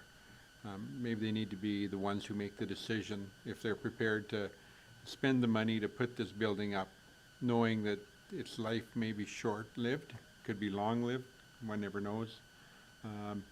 So I think the discussion goes back to them and say, hey, look, I'd be prepared to make the changes to the land use bylaw to make it happen if they so knew the ramifications down the road. But let them make that decision if they know that down the road it could mean another expenditure. The unfortunate part is if it's the town who's doing an addition onto the fire hall, they're gonna anticipate that it's the town who's gonna look after the relocation financially, and that could be a misinterpretation, unfortunately, and that could hurt down the road, so, I don't know. It is maybe not the best location.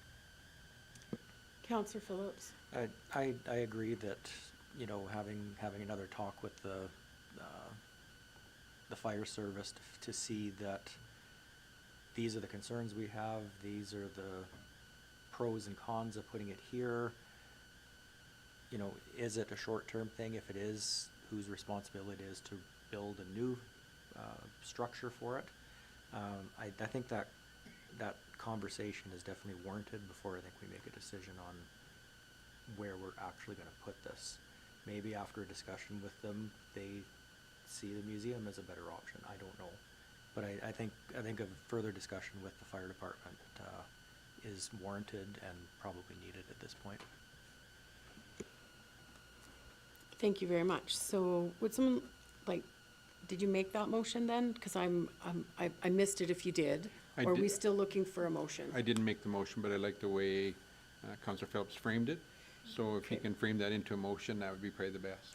Thank you. I just didn't want to ask for a motion if there was already one, and I kind of lost between the two. So would you like to Yes, frame I'll make a motion that council reaches out to the fire service to set up a meeting with council to discuss the location of the 49 engine display as to where the merits of having a new one would be. Does that make sense? It made sense to me. So I think that's a great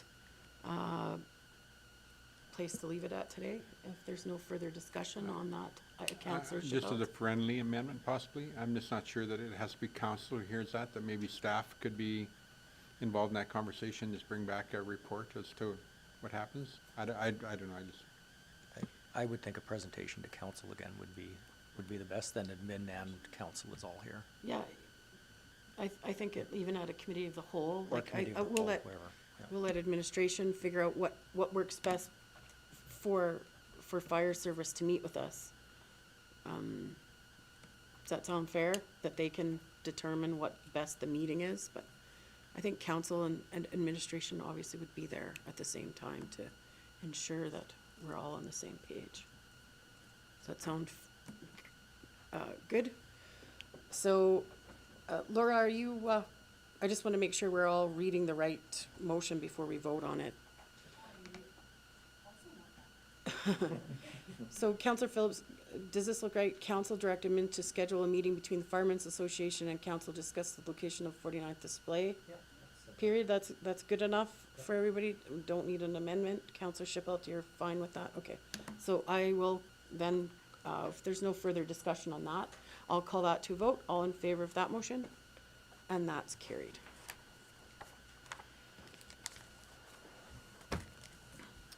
So, we have 7.1 new business, the fleet management policy, Mr. Shanks. So, yeah, I'm here to present the new fleet management policy 007/2023, which rescinds the 004/1998 equipment policy. The purpose is to define the roles and responsibilities, establish and implement sound fleet management practices, ensure all vehicles are maintained, serviced, and safety checked in accordance with town rules and industry. The policy statement, the vehicles and equipment the town uses are vital to provide the service the residents and businesses rely on. The town is devoted to ensure the vehicles and equipment are well maintained and maximized for their full life cycle. Definitions, legislative authority, and we go over to the rules. Roles and responsibilities of what engineering and operations are responsible for with all of our fleet, which includes the arena, airport, whatnot. Commissioning, decommissioning of the vehicles, maintenance during the life of those vehicles, which is pretty extensive what we have going down at the operations yard, and then the service levels, whether it's a standard service or priority where we need it now, so we're gonna be working basically overtime, or we're hiring in outside organizations to come and help us fix our equipment. With that, we go right over to the fleet and equipment management plan. It all kind of fits together here. So the town, Rocky Mountain House Council approves funding based on recommendations made by administration. A 10-year capital plan is being completed and is reviewed once a year.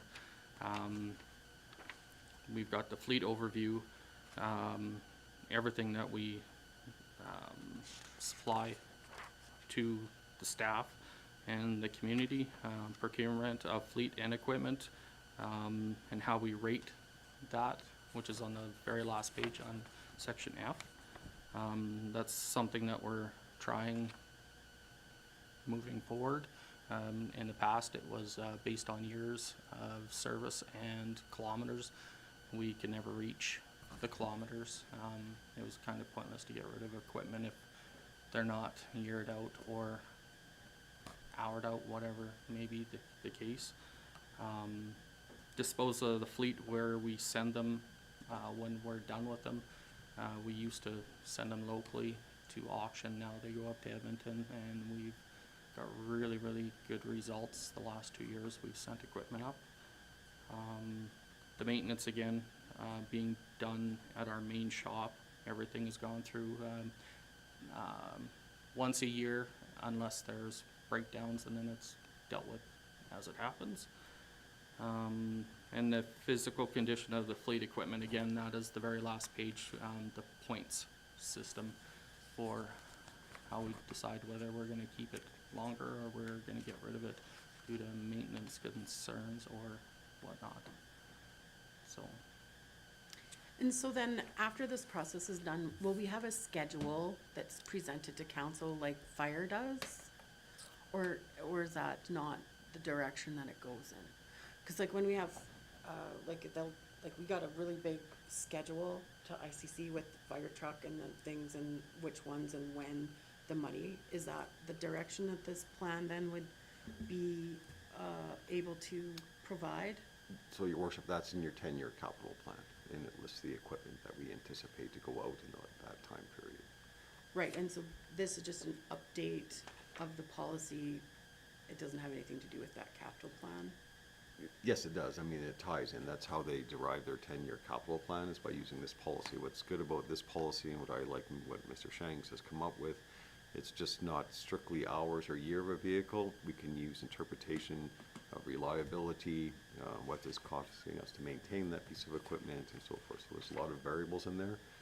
So to me, it's a better system, and we get our best use of the fleet with this system. Yeah. I think this is genius. This is a great, because if you just look at miles, like you said, if you look at years or miles, you might have a 20-year-old car or whatever piece of equipment that's like in mint condition, and the cost of replacing it is expensive, but there's nothing wrong with it. And if you just went, yeah, I think this is ingenious. Fabulous. Thank you. Great job. Counselor Chabelt. I as well think it's a good job. Just a couple of questions. Number one was, under definitions, in this document, I'm wondering if there should be a definition for feasibility.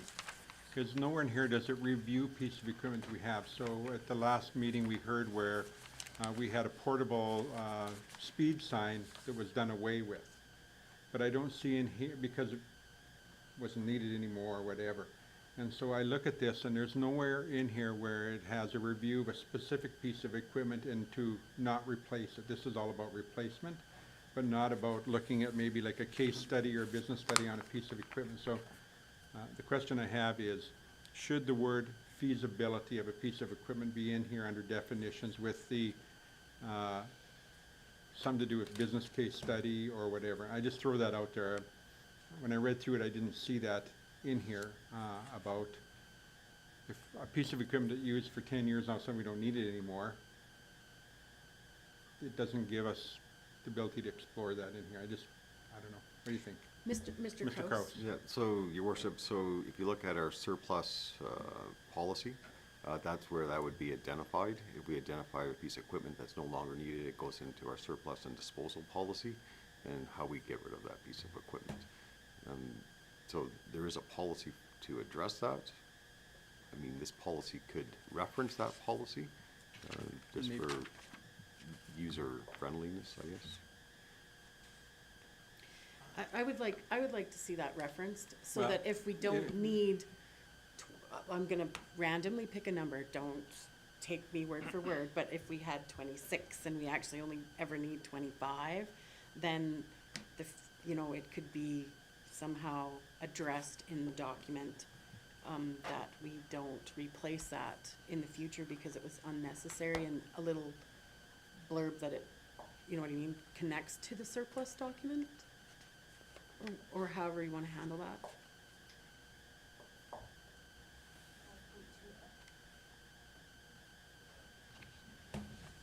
Oh, it's there then. So that is decommissioned. I guess where I'm at is, all of a sudden let me just use the example of the vacuum truck. So we were replacing the vacuum truck. How do we know that we needed to replace a vacuum truck, or if we could have went out to the open market and just rented one on a as-need-be basis versus the purchase of a No. $700,000 item? I guess I just want to know, and I use that as probably the worst example, but sometimes there's things that, do we buy them because we've already had them?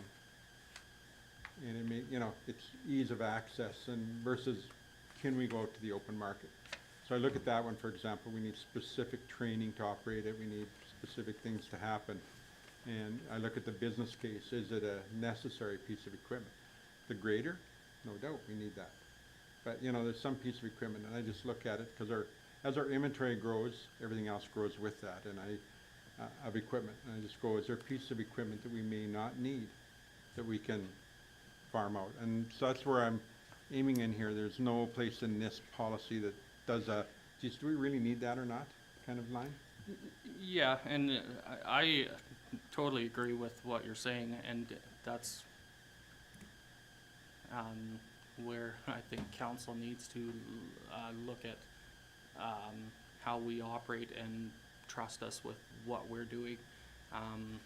I've been doing this for a lot of years. I know what equipment we need. I know what equipment we don't need, and we've thinned our equipment down quite a bit over the last, I would say, 10 years.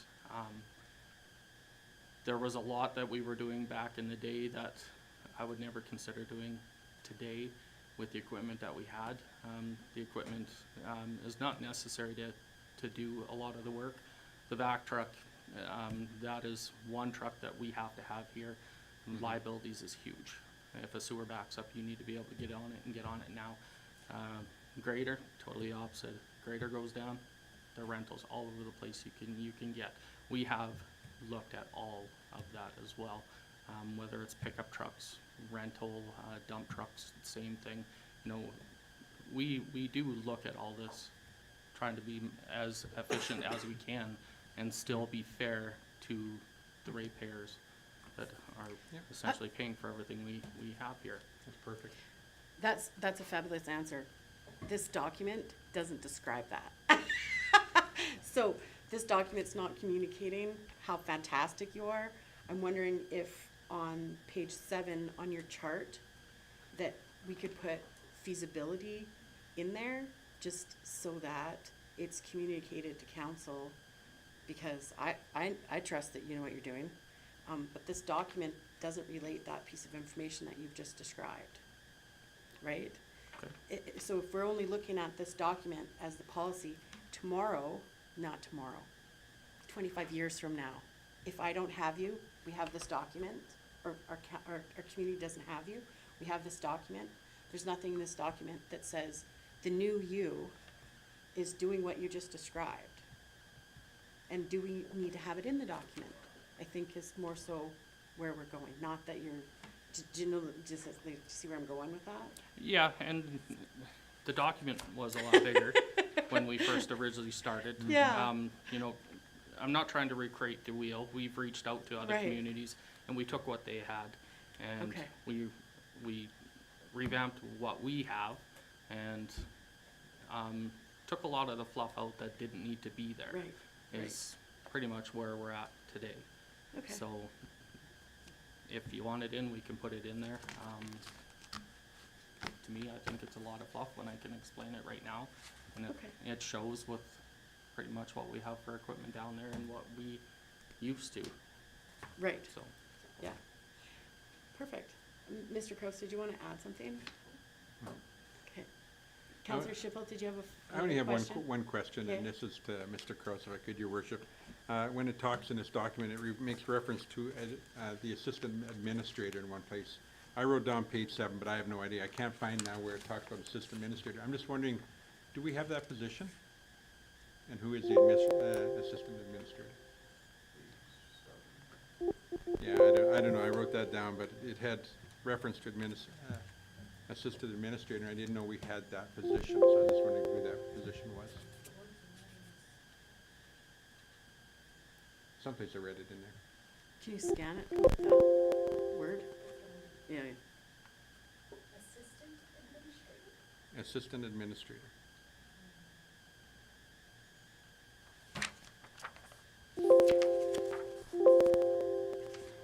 And it had to be after, someplace after fleet equipment management plan and responsibilities of user groups. Where it was reviewed once a year, and then after that I made a note of assistant administrators. I don't know. That could be. Sorry. In the old one. Oh, that's the old policy? Yeah. Oh, okay. Good, that's been corrected. When I read that, I'd go like, who's this? So, thank you very much.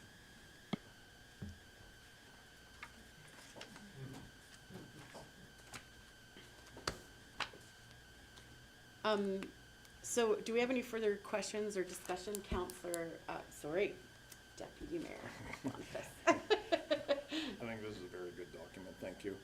My question is, it would be impractical, of course, for the heavy equipment, but have we ever looked at leasing our vehicles? I know a lot of oil companies do it, they're traded off every 2 years regardless of miles or the shape they're in or anything else.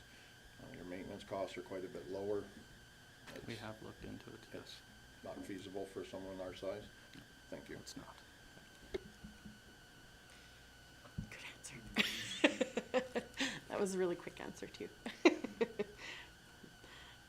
Is there any other questions, comments? So I guess Councillor Hutchinson? I'd like to make the motion that council rescind 004/1998 equipment policy and accept 007/2023 fleet management policy and fleet and equipment management plan as presented. Thank you very much. No further questions or comments. We'll call that to a vote. All in favor of that motion? And that's carried. Thank you very much for your time. I think this is great. Okay, so that concludes 7.1, the fleet management policy. And so we have correspondence for action, the North Saskatchewan Watershed Annual Invoice 8.1. And so that's what the presentation was from the delegation today, was about this exact thing. And so I'm just wondering, Mr. Kraus, I know that you were asking Mr. Schwader how long we've been participating in that. Did you come up with an answer for that? Yeah, so your worship, it looks like 2011. 2011. And this might be outside of your knowledge base, but have we ever used them to like coordinated any grant funding for our community, or? So your worship, to my knowledge, we have not. They have done work in our community, and they did an assessment of Trappers Creek. And we've actually followed some of their recommendations on there, removing debris from Trappers Creek and ensuring the riparian zone is uncut and goes to its natural state. So we have benefited somewhat from, from that study. Okay. And then, of course, we have, well, your worship, you're on the committee for them. Yeah. Right. Yes. I'm just, wondering what benefits we've achieved from our partnership with them. That's all. Councillor Phillips? Yes, I was just saying that this would obviously go towards our budget discussions in December. So we're looking for a motion to add this to our budget discussions in December. So when is this due, though? I'm assuming it's due October 5th, right? It's one of the organizations that sent us the bill before our budget terminates. So if council decides to, or elects today to Okay. Stay a member, then we would actually pay this bill, but it would be deferred to the 24 as deferred expenditure, basically. But it'd be in the budget, and we wouldn't be able to council would not be able to take it out because it was already paid. So we could move it to service level then. Well, that's what you're saying. Or if council wants to debate it during the budget process, yes, we would just advise them that, we put it in the budget, but we won't be paying the invoice until such time budget is approved. Yeah, because actually on their invoice, it does say from January 1st of 2024 to December 31st of 2024. So it doesn't have to be paid today, but it's nice to have it. And it just happenstance that it was on the day that she gave the presentation, so we were able to ask some questions. Councillor Chappelle. In her presentation, I found it interesting because she had not basically said it's going to be 60 cents is what we're hoping for. And the previous was 55, so she sort of left that open, and I'm not sure why she left it open as she did, or if that was just the way she presented it, as an option, that if we didn't want to pay it, we didn't have to pay it, we could go back to the old fee. I don't know, because I thought her presentation was not black and white, so. That's why I asked actually for clarification, because that wasn't clear to me. Mr. Kraus, have we ever been able to negotiate? Because this is just the way she said it is a suggested, it's almost like we're donating. Have we ever negotiated this invoice? No, your worship, we paid the invoice as presented. Yeah. So, I like Councillor Phillips' idea that we put it to service level review and make the decision there when we have. Is that not what you said? To budget. To budget. Yeah. So, right, that it gets discussed at budget. Does anybody else have any feelings about that?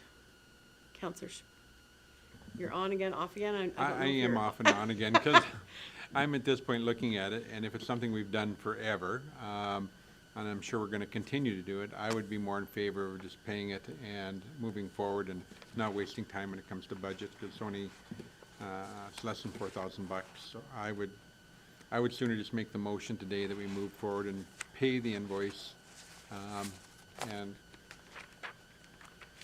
move forward with it. Anybody else have any discussion? Counselor Boniface? I would support Councillor Shipples. I will still make that motion, in your worship, if you'd allow me to, that we move forward and pay the invoice to North Saskatchewan Watershed Alliance in the amount of $3,961.80 for our annual membership. Can I make an amendment? A friendly one? A friendly one. Could we please ask if we could pay the 55 cents rather than the 60 before we pay it? If it's optional? No? It's, It makes a difference of 8% on the bill, so 8% is basically $200, $240. So I don't think it's worth the time for the okay, phone I call. just actually. feel I hear you. and I- inflation creates inflation, right? Yeah. They're charging us a higher bill that we're gonna pass on to ratepayers, Yep. creating inflation, yeah, and they're blaming it on inflation. That gives us a bigger bill. So- They haven't increased it for many years, so we were maybe lucky just to see the 5 cents. So Yeah. I would still make the same motion that we pay that bill. Okay, so I remove my, I'm. Happy, or friendly amendment. I remove my friendly amendment. Thank you. Thank you very much. So, is there any other further discussion on Counselor Schipholz's motion that's on the table? Seeing none from anybody, so we'll call that to a vote. All in favor? And so, thank you very much. The bill is paid. So 8.2, and I did forward that at the beginning of the meeting, is a letter that was added to the agenda. So this is about the Alberta-Japan Twin Municipality and Friendship Society. So because we were having the meeting today and our task force, is it not meeting tomorrow, Tracy? Yes, is meeting tomorrow. I thought it'd be best to just pop it in here and then it can get all worked out. So so Kim Hastings is in Japan, and the Mr. Akahihara has reached out from the town office in Kamakawa, and he would like to receive a formal request from the town of Rocky Mountain House for the exchange to return. So Kathy McNutt has sent one on behalf of the Friendship Society, and so just asking if we could also prepare a letter from the town of Rocky Mountain House to say that we support the exchange program. Okay, so would somebody like to make that motion? Counselor Phillips? Yes, I'll make a motion that we direct administration to send a letter of support for Rocky Mountain House for the exchange program to return with the Friendship Society and the Kamakawa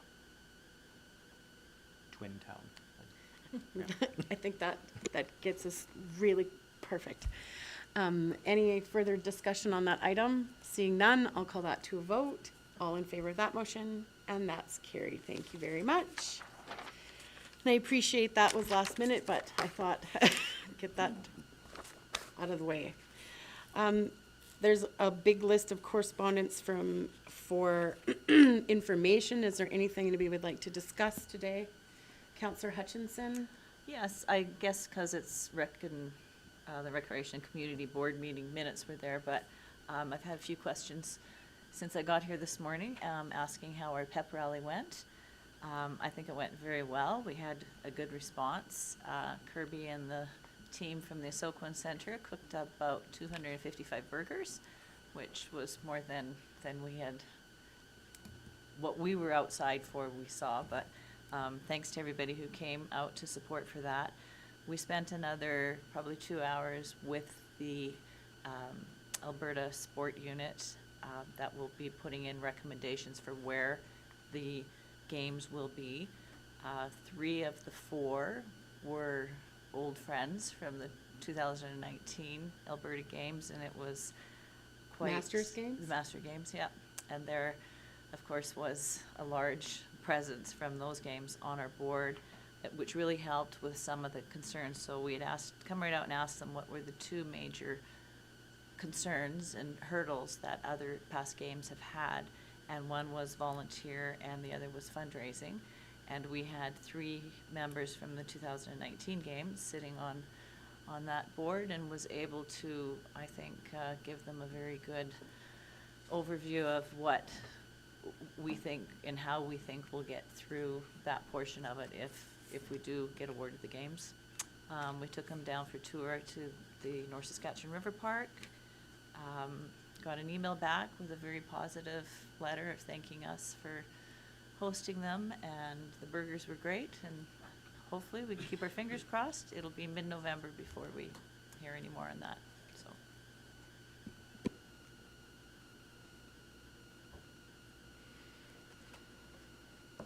Thank you very much for your update. Does anybody else have any questions or comments about the correspondence for information? Would somebody like to make a motion? Counselor Chappelle. I also move the acceptance of all the correspondence that was on today's agenda. Thank you very much. All in favor of that motion? And that's carried. So now we are at 10.1, the action list for September 19th of 2023. Mr. Kraus.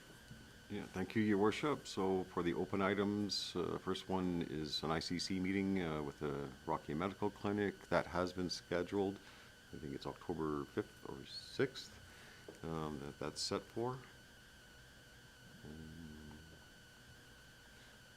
The other open one, or the only other open one, for the implementation of equipment into the RCMP station. So the data line there, the internet line is run into the RCMP station.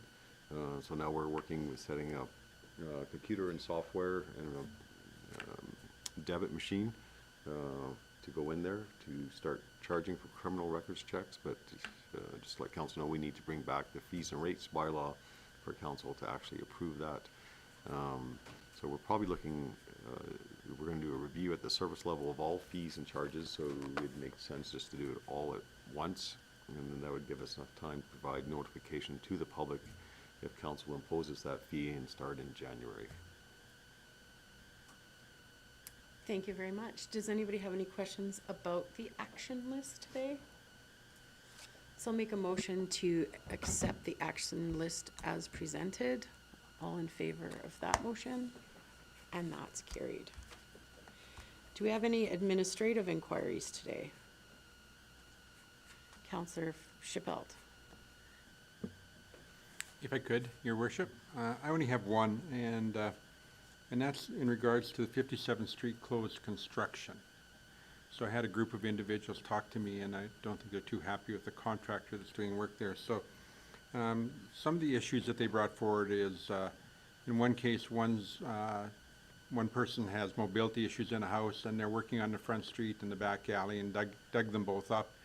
And this person is sort of in an island. They can't get out of their place due to the fact that they're working both in the back alley and the front street. And they've talked to the contractor, and I guess they've gotten nowhere. Then there was the garbage hasn't been picked up in that area for some of those residents for, they're saying, a month. So what happens is the back alley, garbage was moved from the front street, I guess, to the back alley, but the garbage truck can't go down the back alley due to the fact that there's a bend in it, and the back alley ends on a 2-foot drop-off. So the garbage truck doesn't even go down that back alley all the way, it goes to the bend. And so some of those people have had garbage sitting in their garbage containers. So I'm not sure what's happened in that case. And then one of the individuals had a curb caulk that, a secondary curb caulk was put in front of an old curb caulk, and the first curb caulk wasn't removed, or the old one. And then the contractor came and just dug out the grass and then cut it off at about a foot below grass level and still left it intact. And yet all the other curb caulks had been removed, I guess, in that cul-de-sac. And so they're calling it substandard workmanship, and they're going like, they're not sure who's responsible for looking after that to make sure the contractor doesn't do anything. And then they're concerned about water lines and sewer lines and proximities, but that's over my pay grade. I have no idea what that's all about. But they were talking that they're running them close together in the same trench, and they just thought that, and the water line was in some cases below the sewer line. So I'm not sure at what case They basically were saying that they thought that the contractor had dropped the ball in a lot of cases there, so they just wanted to make sure that we were aware, and they were hoping that something could happen. And more so, they're worried about the springtime with construction on the front street and the back alley. And if asphalt doesn't happen on the front street, they will have, in the summertime, or in the spring, they could lose a vehicle someplace there, so. And the people with the mobility issues were concerned. So there's I guess several houses in there. I drove in there to have a look, took a little hike in there. You know, I can understand where they're at, and I'm just not sure how we address that with the contractor to ensure that our residents are looked after. So I'll leave that one with you, go from there. Yeah, So. yep, it's a plethora of questions and issues, and I'm aware of issues on 57 the close. Not these ones specific, but I can probably give council a better update on my CAO council dialogue. Okay. That's perfect. And so if there's citizens that are having issues because of that construction, where do you want them to call to make you aware of the issues? First call should go to our engineering operations department, and either Mr. Shanks or Mr. LaFrance will take care of that issue ASAP for the resident.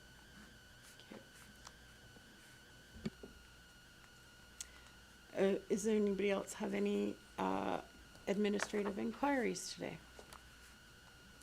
Seeing none. Do we have any notices of motion today? Seeing none.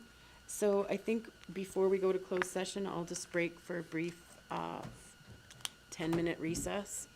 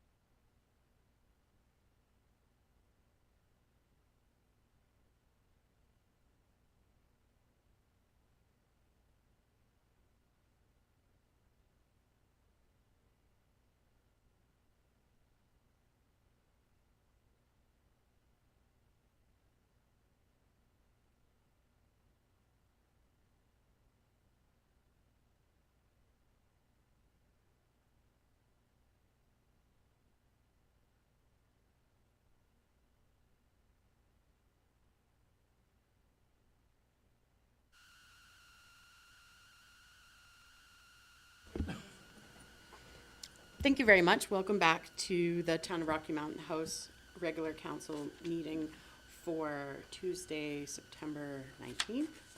And we have some closed session items, so I'm looking for a motion to go into closed session. Make the motion to go into closed session. Thank you very much, Deputy Mayor Boniface. All in favor of that motion? And that's carried. So now we're going into closed session.